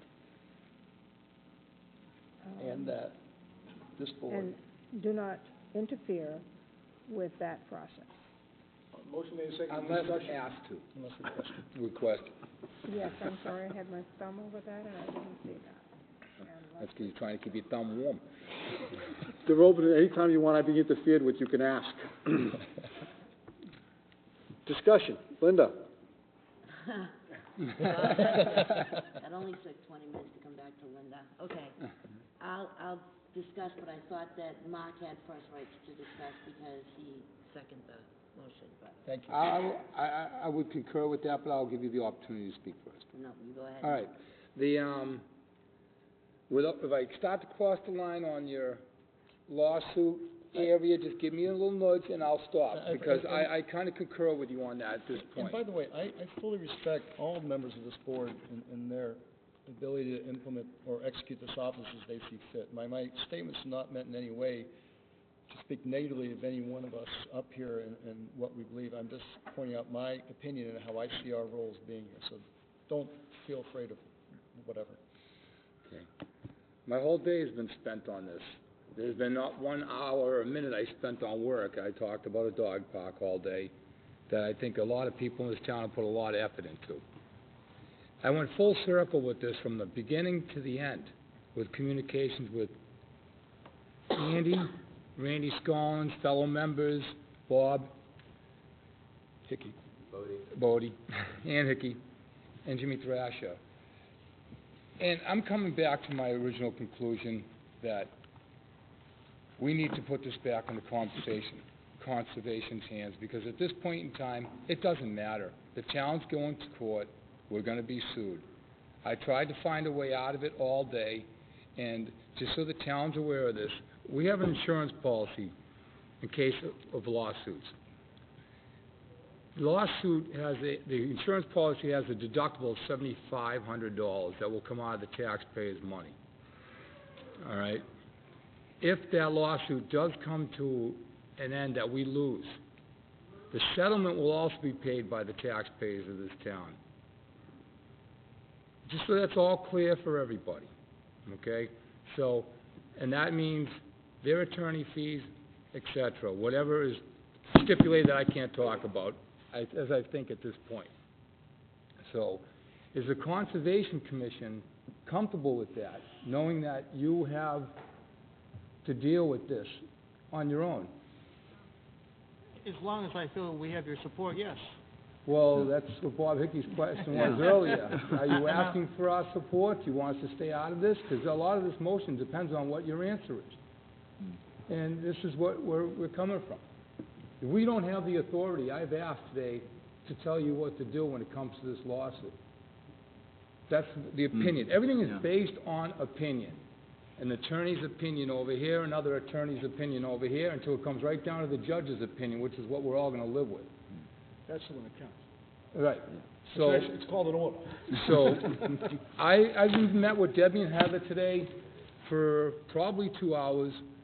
We've talked about many things, I've met with Bob, we talked about relocating the park at other sites in town. Here's a memo from the William Casbara and Mark Resnick for everybody as a copy. I've already submitted one for the meetings, that there are other alternative areas in town, and Debbie and Heather weren't against that. But what it comes down to making my decision tonight, and I'm going to stick with it, is Bob and I had a discussion about what's next.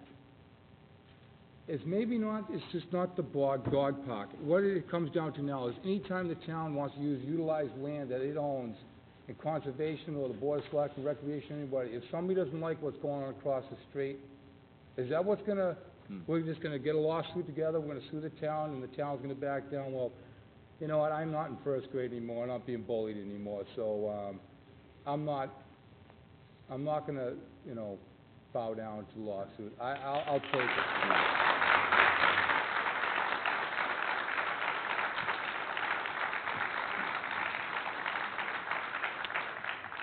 I think without a doubt, I think that's the basis of the Conservation Commission's feelings as well, that if we, and I hate to use this term, rollover for this one, what's the next one going to be? Just remember, we're spending your money. And that's what it's about, fiscal responsibility. Well, personally, Discussion on a motion right now. there are a lot of things that I would like to discuss, but I don't want to do it in open session, and I would like town council present. Well, let me point out that there was a very quick movement when there was a motion made, because there are about 70 people here who are interested in the discussion. And if it goes into executive session, whether it's discussing the lawsuit or this park, You're there's out. no more discussion. So, yes, I was a little quick on not letting it go into executive session. Bob has made his point clear. We're trying to steer away from that so we can get a few more things out. But right now, we're in a discussion on the motion.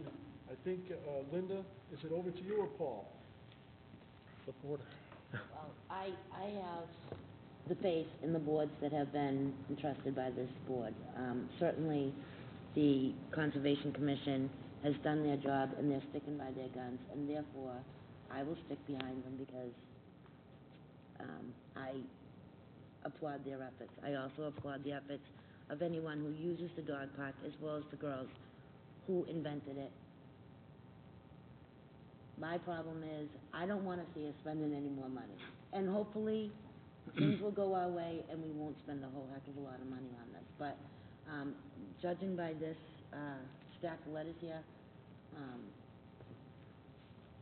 the majority of the folks in town, I mean, there's a lot of letters here, and just being a printer, it looks like at least 150 or so letters, so, For the record, there's how what? many? Over 400.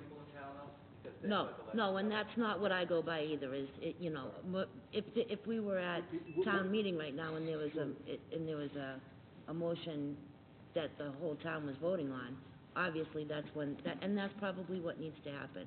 But right now, I have to go by the Conservation Committee, because I have faith in them. And obviously you folks have faith in them. They wouldn't be up here if they weren't.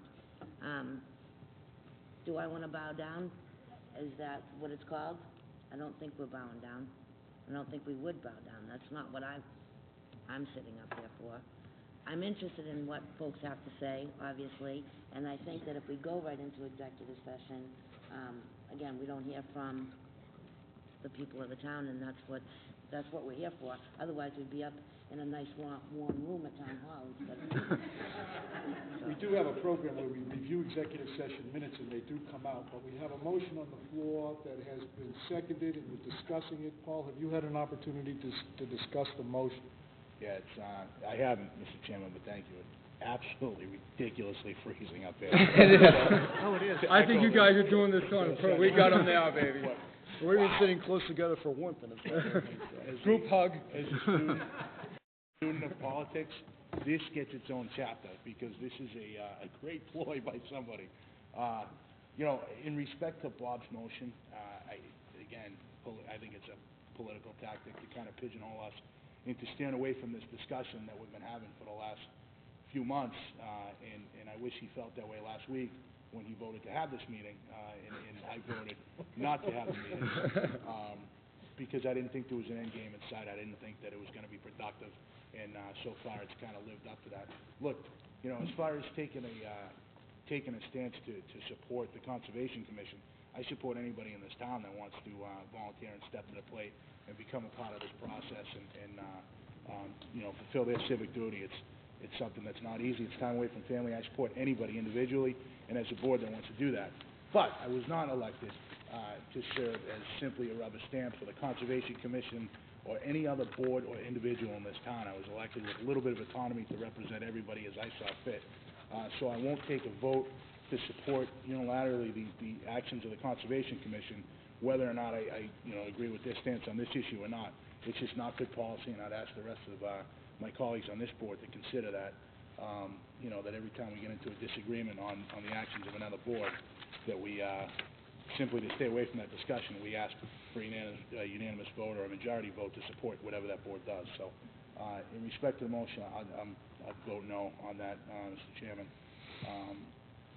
I'd like to get into some other things I just haven't had an opportunity to discuss yet, but I'll wait until this motion is voted on. Well, Paul, I think you stated rather eloquently, and again, it's not a matter of one board supporting another. It's a matter of autonomous elected boards and appointed boards and acting within the statutory authority granted to the individual boards. We have a right to disagree. This is the democratic way where we discuss matters. When we can't settle our differences, if rights are involved, that's what we have courts for. That's what this system is all about. And I think Paul said it better than I could, that it is not a matter of allowing the Conservation Commission to do its job or interfere in any other matter. In the 3 years that I've been a selectman, when have I ever called a member of the Conservation Commission and even asked you about a ruling or about a particular decision that you had to make? Not once. It was only after the controversy regarding this use of this conservation land came to the Board of Selectmen, and I had a number of complaints, that I began to look into the ramifications of what I consider to be not legalities, but rights. And rights are not technicalities, and that's what we're dealing with. So I don't think it's in our best interest to support the motion. And we have a few more people. I know Mrs. Slattery would like to say a few things. Is there further discussion on the motion? Yes. Mark? I think, Jimmy, now that we have tried to solve this issue for going on now for 5 months. Unfortunately, it's not even in our hands anymore, and the whole basis of my discussion tonight was on the lawsuit, which now I concur with Mr. Hickey that we shouldn't discuss unless we're in executive session. So any motion up here voted upon negatively or positively doesn't really matter anymore. The conversation's over, because now it's going to litigation, and we can't talk about it in front of a public forum, as far as I'm concerned. And I think we should all respect that. So I think we should just, sorry to bring everybody here tonight for this, but I concur with Bob. We shouldn't talk about this, because now it's legality, and I agree that we're setting up ourselves for, you know, I mean, you're a lawyer. Don't, whatever you say will be used against you in the right of law. Well, I'll tell you what, that motion, at some point, sooner or later, the Board of Selectmen, the executive board of this town, making a blanket motion to support the Conservation Commission in everything it does is not good policy. Well, we're not, we're doing. It's not good policy. That's not the motion. It's not all good right? policy. It wouldn't be good policy if the school committee did it. It wouldn't be good policy for this board to do it. You can't give up your authority in a blanket way like that. Is that what the motion is? That's the way I understand it, Bob. That's why I asked would Pauline. suggest that's not the motion that was Well, made. that's the way I understand it. We'll get back to it. I believe the motion was, and I'll paraphrase it, so I don't remember exactly what Pauline's gonna say, Over here. is that we respect the Conservation Commission ability to manage their properties If this property is owned by the inhabitants of the town of Foxborough, under the Conservation Commission.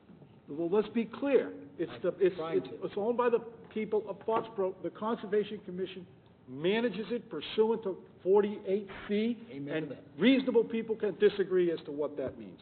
Pauline, please, could you read it? This is a motion to reaffirm Conservation Commission's role in managing conservation land, and that the board do not interfere in that process unless requested to do so. I don't think it's good policy. Okay, further discussion? All right, motion having, Linda. I would only point out that. Bob, Linda actually raised her hand before you started to speak. Linda? I'm sorry, I bow the floor. Just, I want to clarify something here. We keep on saying there's a conflict between, are you talking about a conflict between this board and the Conservation Committee board, Jim? Am I? Yeah. Yes, I am. What is our conflict with the Conservation Committee? It's my position that pursuant to the Town Manager Act and the inherent authority in an executive board, that there are certain management and controls that we can place on that property. This board voted last week not to do that. So we're here discussing this board. Right. Okay? I disagree with that majority. That is my right and my duty as an elected representative. That's okay. To disagree. But, So yes, I think there's a conflict. There are 5 of us, 7 of you, there are 12 individually named defendants from 2 different boards. If this isn't a morass of difficulty, nothing is. And we've created this. The proponents they came and they asked and they were allowed to do something. The town created this problem. And the town needs to... If you need to speak, can you come down to the microphone so... If you want to speak, instead of yelling, please, come down and we'll let you speak. Right now, we're going to have a vote on the motion. We're discussing All it. discussion, please. My question then is, and I believe I'd asked that question about 20 minutes ago, I'm not sure what the conflict is. My understanding of the role of a board is to discuss, take a vote, and that vote stands. The feelings of one do not override the vote of the board. And my question again is, what is the issue before us? Is it one that we are looking to take over management of conservation land, or is it one that we simply need to reaffirm the vote of this board at the last meeting and at, I believe, 4 meetings ago, that we were going to not involve ourselves? And I would only, Mrs. Feeney, while I do respect your words, I said 3 times at the last meeting that, I quote, have full confidence in the ability of the Conservation Commission to manage their property, unquote. The reason why I voted in favor of the meeting is because the alternative before me was unpalatable, which was that we act in haste perhaps, but act to take actions that were outside of the Conservation Commission's jurisdiction and take over management of a property, or at least that's what my opinion was, the direction we're going in. So with all due respect, that's why I voted in the way I did. With this vote before us, our board voted 4-1. The person that was in the minority opinion, you, bring up that we have a conflict. I'm not certain that we have a conflict with the Conservation Commission. It sounds as though we have conflict within this board. And I think it's unfair to drag Conservation Commission into our own issues. And it's also unfair to have us go through this process week in, week out, when I believe that we are, inadvertently perhaps, but we are the ones who are creating the controversy, and then the outcome is that there's now room for a lawsuit against us, one that I don't believe has merit, but we'll get into that in executive session. Okay, let's finish discussion so we can vote, because we have some people that want to weigh in. Anything else before we vote? I just want to say, Jim, that the whole basis of my conversation, I was based on the lawsuit, and therefore, I'm kind of, put a lot of work in this today, and I agree with Bob. I'm repeating myself that we shouldn't really discuss it. That's why I'm voting the way I will vote tonight. You're entitled to your vote. No, I'm just giving Jimmy my reasons for the way I am going to vote on this motion. Bob makes a good point in that the action of the board is by a majority of the board. Mm-hmm. Paul? Then, Mr. Chairman, let me state for the record that, first of all, I think it's kind of an attempt at filibuster to take us away from the discussion that we were going down, to get us into this procedural debate on whether or not we support another board, which is absolutely ludicrous. As an elected official, I support, again, anybody that wants to step to the plate and perform any of the functions that this town needs to operate. However, again, it is bad policy for this board to vote to support and not interfere, which is exactly what the motion stated, to not interfere with the Conservation Commission. It is absolutely our job to interfere with the board appointed by us if we feel that there's issues resulting in their actions. I don't care whether the conflict is with us and this board or with us and another board. That conflict is immaterial. It's absolutely juvenile for us to get into that discussion. The conflict exists is that there is abutters that have issues with the dog park and with the actions of the Conservation Commission, and as part of our job to respond to those constituents, we must act, we must deliberate, and we must impose any type of regulations we see fit to allay that situation. So it is absolutely under our purview, and it's supported by a reasoned opinion from town council that it is items under our purview that we have to act upon. So again, I think it's just bad policy, and I'll vote no on this motion. Paul, I agree with that. Again, this has to do with the Town Manager Act and our form of government, and the Town Manager Act, the Board of Selectmen acts through its town manager, and the town manager has the right, without notice, to investigate the affairs of any division or department under the manager's supervision for the conduct of any officer or employee thereof. And so this is not a good idea at all to vote this way. And here's where I'm going to go with this one, guys, and I don't disagree with Paul. As of last week, I would have almost gone with this in a point, but now it's out of our hands. There's a lawsuit. We can make any policy decisions we want right now up here. It doesn't matter. We're all going to court. So why are we having this discussion? You know what I'm saying, Paul? Because we're not at court. We haven't been ordered by any judicial organization not to discuss this issue. You were elected by the town of Foxborough to discuss this issue until you were told not to. And I haven't been told not to discuss this issue by anybody. So it absolutely belongs here. I voted originally not to have this meeting. 3 people on this board wanted to have this meeting. We're here. The lawsuit was served to us. But again, we haven't been told by anybody not to discuss Paul, it. It's our job as elected officials to solve these issues. I get this. And this is the whole thing, Paul. I can almost concur with that. But we have the other party is not coming to the table to have an open discussion about this. The abutters don't want to talk anymore. They want to go through the attorneys and through the courts. So how can we have a discussion and hear their inputs or their inputs when these people aren't here willing to talk? Because if they make the decision, if their decision not to attend tonight's meeting, whether given advice by council or they decided as individuals not to come, does not remove your responsibility as an elected official to still look into the issue.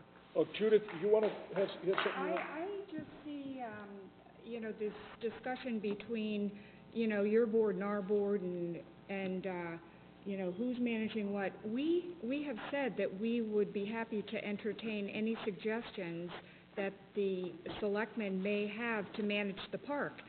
The problem is, the abutters are not going to be satisfied with any type of management. It seemed abundantly clear along the way that the only satisfactory resolution to the abutters, is to close the park.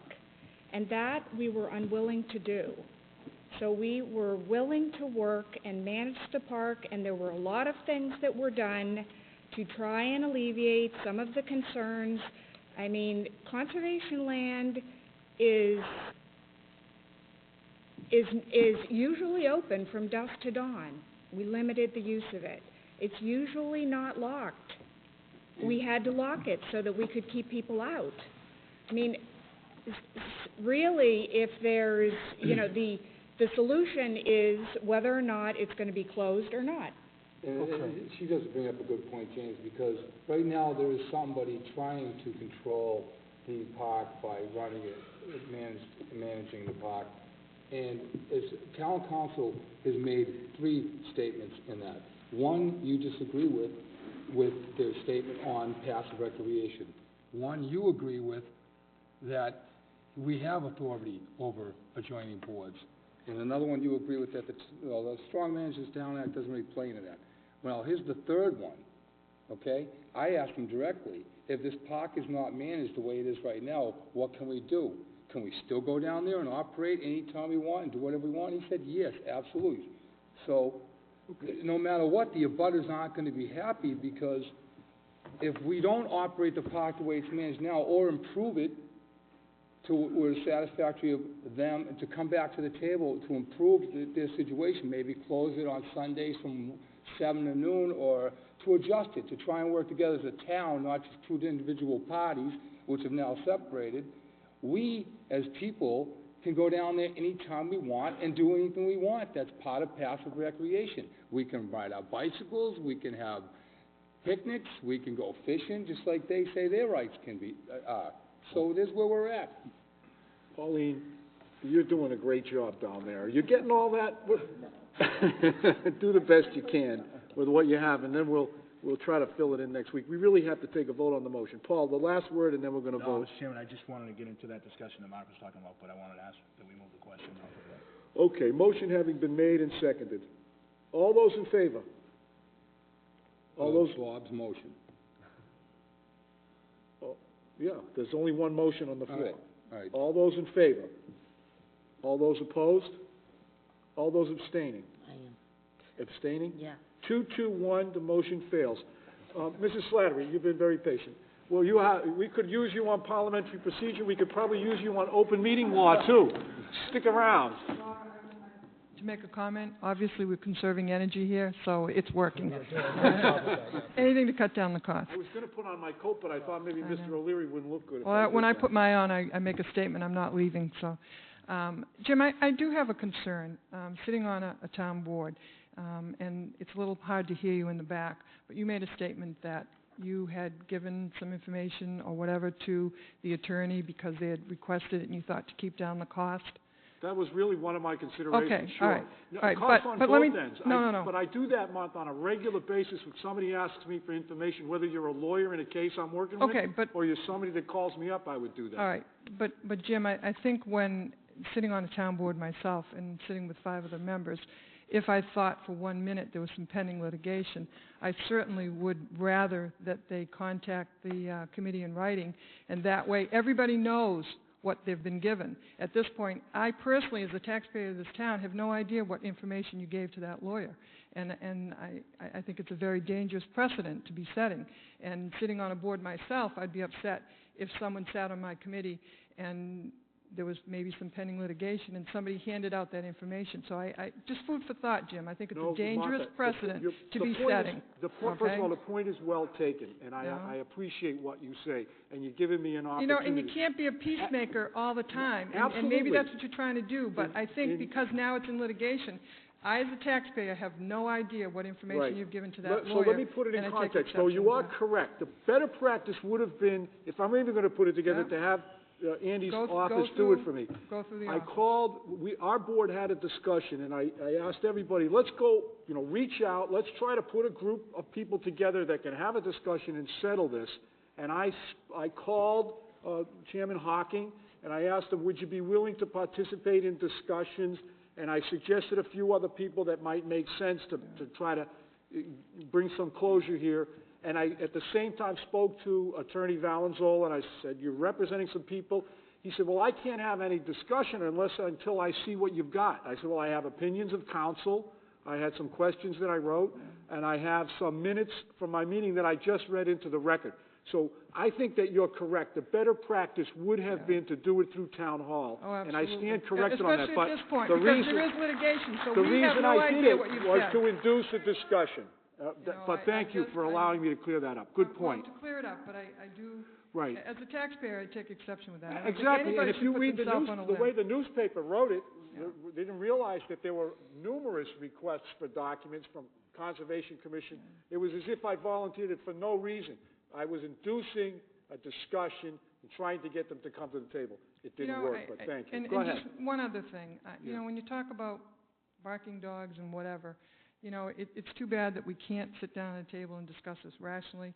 I know one night my dog was barking outside, and my brother called me up and said, hey, I'm trying to go to bed. Can you put your dog in? Absolutely. You know, Well, there my wasn't dog any... barks a lot, No, too. but I'm just saying, we need to be more civil, and we need to sit down and talk. And unfortunately, it's gone beyond that. But I just want us to be careful of what kind of information we give out. Thank you. Thank you. Well, it's my dog's birthday today, so my dog's 1. Sir? Mr. Chairman, just as a point of clarification, were they all public documents that you gave Attorney Valenzola? Yeah, everything was public record. Sir, name, please? My name's Bob Garrigan. Bob? I live on Cedar Street. Okay. The other speakers were known to us. Pauline, I'm sorry, I didn't ask. I'm neither in a butter nor a user of the dog park, okay?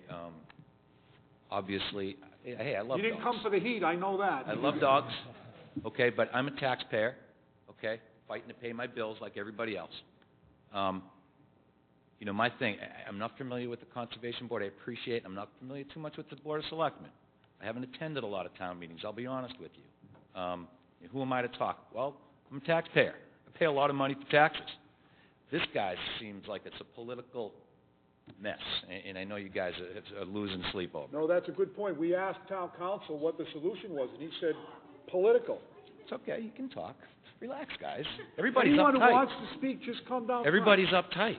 You've got to relax. Take a chill pill. That's why Mark wants to Okay. be the chairman. I do not. Go ahead. Okay, my whole thing is, okay, you know, you get the dogs. Okay, let me tell you first of all, if it was in my backyard, I'd be ripped. I would not be happy. Okay, again, I love dogs, but I don't want a whole bunch of dogs 50, 60 feet from my house, 30 feet, however the distance is. What do dogs do? Dogs bark, they growl, they fight, they poop. Whatever they do, I don't want that in my neighborhood. When it's a huge town with a beautiful state forest that I hike in frequently, there's a ton of room up there. Take your dogs to the forest. Why does it have to be in a place that's so in close proximity to someone's house? And why such the adamance of having it at that particular place? I feel that they changed the use of it. I can't go down there with my nephews and fish. I can't walk through I'm not going to take my 2-year-old nephew through a pack of dogs. Okay?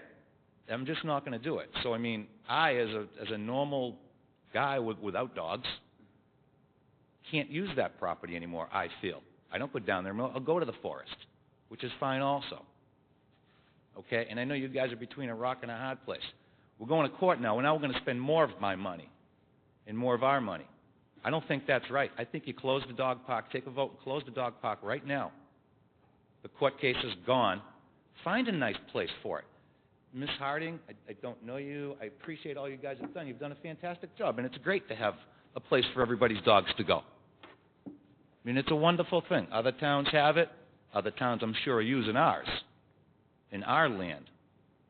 Close the darn dog park and find a place that isn't next to somebody's homes, where there's swimming pools and whatnot. You don't want to go down there. I mean, I've been down there. The dogs bark. Don't tell me that the dogs don't bark, because if you do, you're lying. Okay? You're lying. No, I think one of the things that Mark worked all day on this was to talk to town officials. I think he got a commitment from Mark Resnick to locate other areas in town. So If there's a place that's not next to someone's house, hello, why go spend $50,000, $60,000 of my money, okay, to go to court to fight a dog park? Are you kidding me? Are you kidding me? Well, You got to be kidding. It's kind of comical, guys, as an outsider watching it, because everybody seems afraid to upset the 400 people that signed the letters. They all have dogs, of course. God love them. Okay. Okay, maybe they don't. Whatever. Thank you. Okay, of course someone has to say, oh, they don't. Whatever. I didn't sign a letter. I wouldn't sign a letter. Just for the record, my decision wasn't based upon whether it was a dog park or not. My decision is based upon the fact that it's town land, and it's owned by town land. Right. This is not the first time we've had complaints about people using this property. Right. And prior to you being able to go up there, you weren't allowed in that area where the dog park is now, because it was locked up except for the hole that the vandals cut through the gate. Yeah. So the long history of this, I appreciate your input and your comments. Mm-hmm. But a lot of it, we've heard a lot of it before. I'm and sure you have. I don't think you understand the gist of this to the point you do. Just to make it clear, if we bow down as a representative of this town, it took me all day to make this decision. And it got me up top last night. No doubt. The reason I'm making the decision to fight this court battle is because it's not because it's a dog park. It's basically because of what's next. Because I remember the day when my daughter couldn't have soccer practice up there because the neighbors complained about the use of Mill Street and everything else. And it's not just that area. We've had litigation threatened the town because we had a skateboard park from a gentleman who bought a house across from the skateboard park, but he wanted that removed. So where does it end? Are we going to, as a town, are we going to commit to stand up for our rights in conservation land or recreational land, or are we going to bow down every time somebody threatens a lawsuit? And, you know, I understand what you're saying, and I don't think it would be bowing down. Yeah, I do. I don't think it would be bowing down, per se, okay, when the abutters, the town itself, never had a voice in it. The boards did, but there was never a vote, as far as I can tell, on the dog park. Was there? Negotiations broke down 8 months ago. I tried to repair them. They're not willing to come back to the table. They've hired an attorney. Our hands are tied. So no matter what vote we take up here, like I've said 3 times tonight, it don't matter. Isn't there a place that, in town, that doesn't abut private homes? Well, I know, there are because a I couple. tell you what, if it was my backyard, I'd be lying down in front of it, not letting the cars into the park. And I live next to the gun club, and sometimes I hear you'll the sit guns all right the time, down too. real quick when the shots are coming. Everybody deals with something. Right. Everybody deals with the train tracks, the highway, depending on where you live. You know, I mean, if you're on Chestnut Street or where Mr. Hickey lives or Mr. Feeney lives, what time's the train come through? 3, 4 o'clock in the morning? 'Cause I used to live on Kersey, and that whistle blows all the way through the center for a half an hour. I mean, we all deal with something. Answer the question 2:30 and 5:50. Yeah, whatever it is. I mean, and it's just, hey, I've had enough of this myself. For us, my whole point is, for us as a town to go spend money to defend a park that was, you know, voted on by a group of people in the Conservation Commission or whatever, I think the selectmen should be able to say, you know, based on the data that Mr. I believe Hickey stated with the town manager, being able to say, hey, you know what, we got people squawking and moaning and complaining. I don't think the town manager would agree with that, would you, Andy? Well, With if the we're going to Town go to court, Managers Act, do you agree with that statement, that you have power over the... That he doesn't agree with that? For the record, do you agree with that or not? I agree, I have authority over all town property, and town council says I don't. And town council says you don't? Right. So So we we've need to got get 3 this decisions. See, we rely on town council. We pay a lot of money. He's given us 3 different ways here to look at this decision. One... I wish it was here. Yeah, well, you know, that'll cost us more money, but it's all about the money, right? Money well spent. So, I'm, at this point, I think it's gone to litigation, let it go, because no matter what, we're paying now. Just for the record, this board hasn't voted yet to whether or not we're gonna defend this lawsuit, so. Okay. Correct. There's another step in this. Thank you, Just folks. wanted to Thank throw you. my 2 cents We in, really- guys, because it seemed like, you know, everybody from the dog Thank- park and the dog people were all there, it was just a Thank you. knucklehead stopping by and... Thank you, appreciate thank your you for your input. Okay. We really need to move it along. Check. We've got a little bit more business that we're gonna have to take. Sir? My name is James Slattery. Yes, I am married to Martha. You're a wise man. But we haven't agreed in 38 years, so I stop now. I worked for a membership organization. I went out and I worked with town boards on agricultural issues.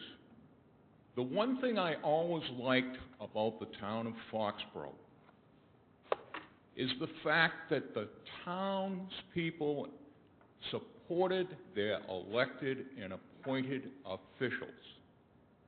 We do not have the same problem everyone else has in getting people to volunteer their time and efforts.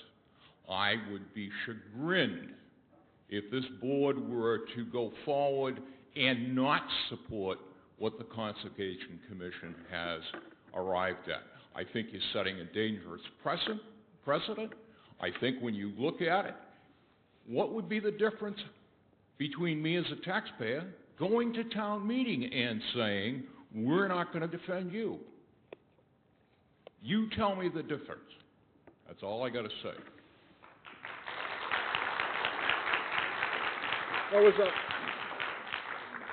And that's what I like about democracy. We can agree to disagree. Okay, couple of more. Sir? Yes. My name is Paul Hubbard. I live on Lakeview Terrace. I just Did have a not quick... get your last name, sir? Hubbard, H-U-B-R-I-C-H. Welcome. I just had a quick question I'd like to ask the folks up here. Have we, I don't know if you can even answer the question, have we hired a law firm yet to defend us in this matter? And my other question would be, what do they think, what's their opinion? Can we fight this, or?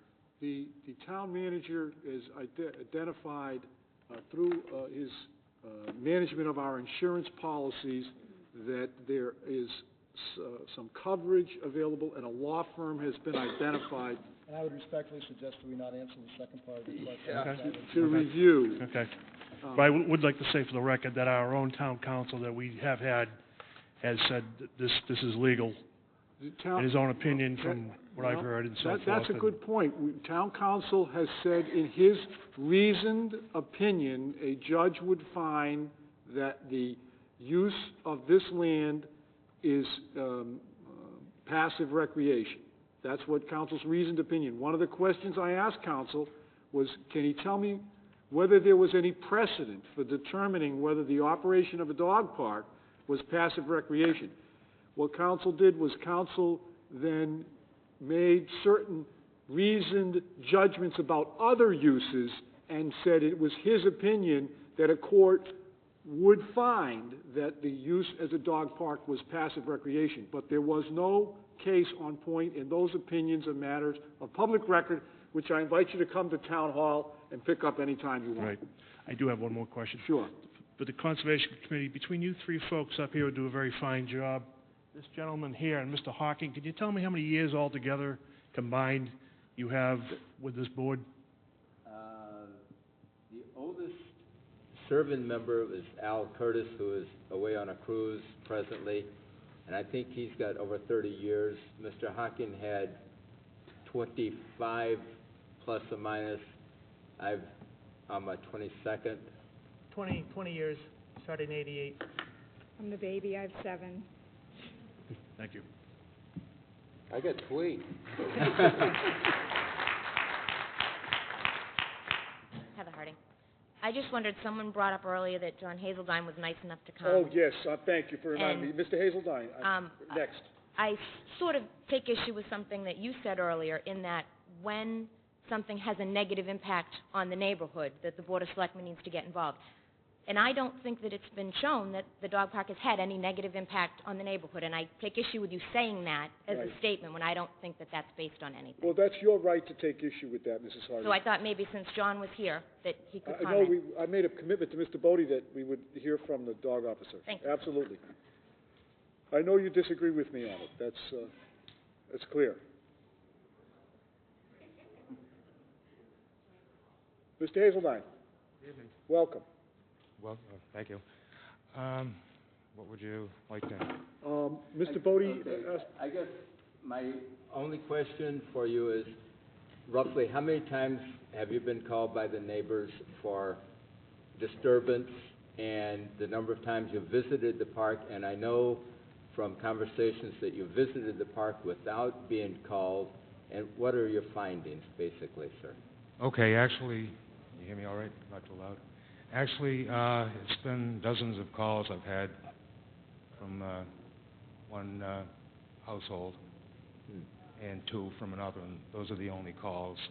There were some anonymous calls, but I understand. every time I've been down there, I've witnessed no excessive barking violations. And have Not to say that they don't bark at all, but when I get there, I don't see any dog violations. Yeah. And I have you been- visited on your own without being called? Yes, sir, in my own vehicle. Okay. The same finding? Just out of the clear blue sky, I'll just swing through there. Okay. But that's what I've witnessed, and that's all I can attest to. you think that was appropriate for you to go down on your own and look around and do an investigation? Yes, I do. I believe it was. Thank you. Okay, it's almost 9:45. We probably still have 45 minutes worth of work. Thank you. Okay, Any other questions? I mean, you see it? It's almost, we probably have 45 minutes. You people have been kind enough to come here. We didn't expect to take any action. Bob has made it clear he'd rather discuss the lawsuit in executive session. I'm not gonna fight with him on it right now. I could discuss it there. I would concur as with well. that completely. So, does anybody have any further need for the Conservation Commission tonight? Maybe we can move on to to action items, and then, Andy, didn't you have a request that we go into executive session on something else? It was a lawsuit involving the police department. Right, so what we're gonna do now is we're gonna move on to just our regular business, and thank you for coming. Mr. Blobber, thank you for coming. And, I would like to ask if it would be not appropriate that a member or members of the Conservation Commission, not up here, but stay and be invited into executive session I with don't- us so they can hear our deliberations as we review how we want to proceed. If we discuss that tonight, I for all the law, I don't know I if that's prefer gonna not, they were not on any notice, they don't have a full board, they have, Freezing in here. be- I'm walking around. I don't, I'm freezing. I don't think there's authority. At this point, I think the authority is in this board and in the town manager to make a determination as to where it's gonna go. If, I mean, do you wanna stay around for executive session to discuss it? I would like to know what's going on. You wanna, Well, we're not gonna discuss it. We're not gonna have time. well, we, Yeah, I don't think we are. well, Mr. Blomberg? I think we have to. Harry? I think he would stay for executive session. All right. There's no reason not to then. It's, Yeah. okay. Why not? Yep. Then stay. All right. Okay. And publicly, I want to say, sorry, but I got this information from Hardy. Well, I appreciate your opportunity, to bring that up. Yeah, Mrs. but- Harding was they tried to hurt my son. No. No, it was not from the Harding. It was somebody completely of what I was telling you. Thank you. My kid, when he was a freshman, so we decided that this was. Well, no, it was not from We're sitting anybody here like, associated with the dog. I don't know if it's still on here, but that's all right. I'm taking 5. Yeah. We're still on the recess. 5 minutes, 5 minutes. Yeah. We gotta have it, everybody can, Watch out on the stairs. The insurance policy's paid, but we got a $7,500 deductible. Call the recess formally so the cable knows. Yeah, we're gonna be in recess for 5 minutes, then we're gonna move on to action items, and then we're gonna go into executive session for the sole purposes of discussing litigation.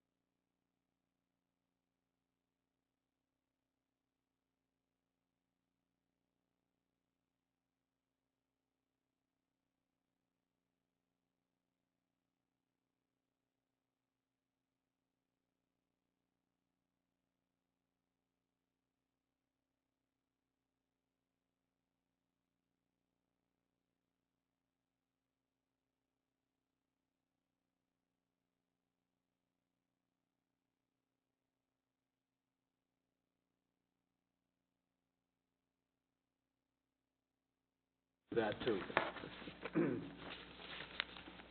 And the last item on the list are two referrals from the planning board, two site plan applications. One for the Children's Advocacy Center on Payson Road, that hearing's on February 28th at 7:30. And the other application's for Dunkin' Donuts, at 30 Commercial Street. That hearing's also on the 28th, but that's at 8 o'clock. Okay. Well, it looks like they're moving forward with the Children's Advocacy Center. Has it been redesigned? Do you know? I don't know that. Have they redesigned it? They were gonna downsize it, I think. So we're gonna not finish the second floor. Yeah, that's right. So I think they've got approval to do that, but you still have to wire it for fire and. Okay. You'd have to pass through the door. Andy, is there anything else? Any add-on? Just I need to talk about, settling a lawsuit with the board for Right, 2 we're gonna minutes. go into executive session. It being 10 o'clock, we probably had some old and new business. Anything pressing that anyone feels he has to bring up tonight? They can't wait for the next meeting?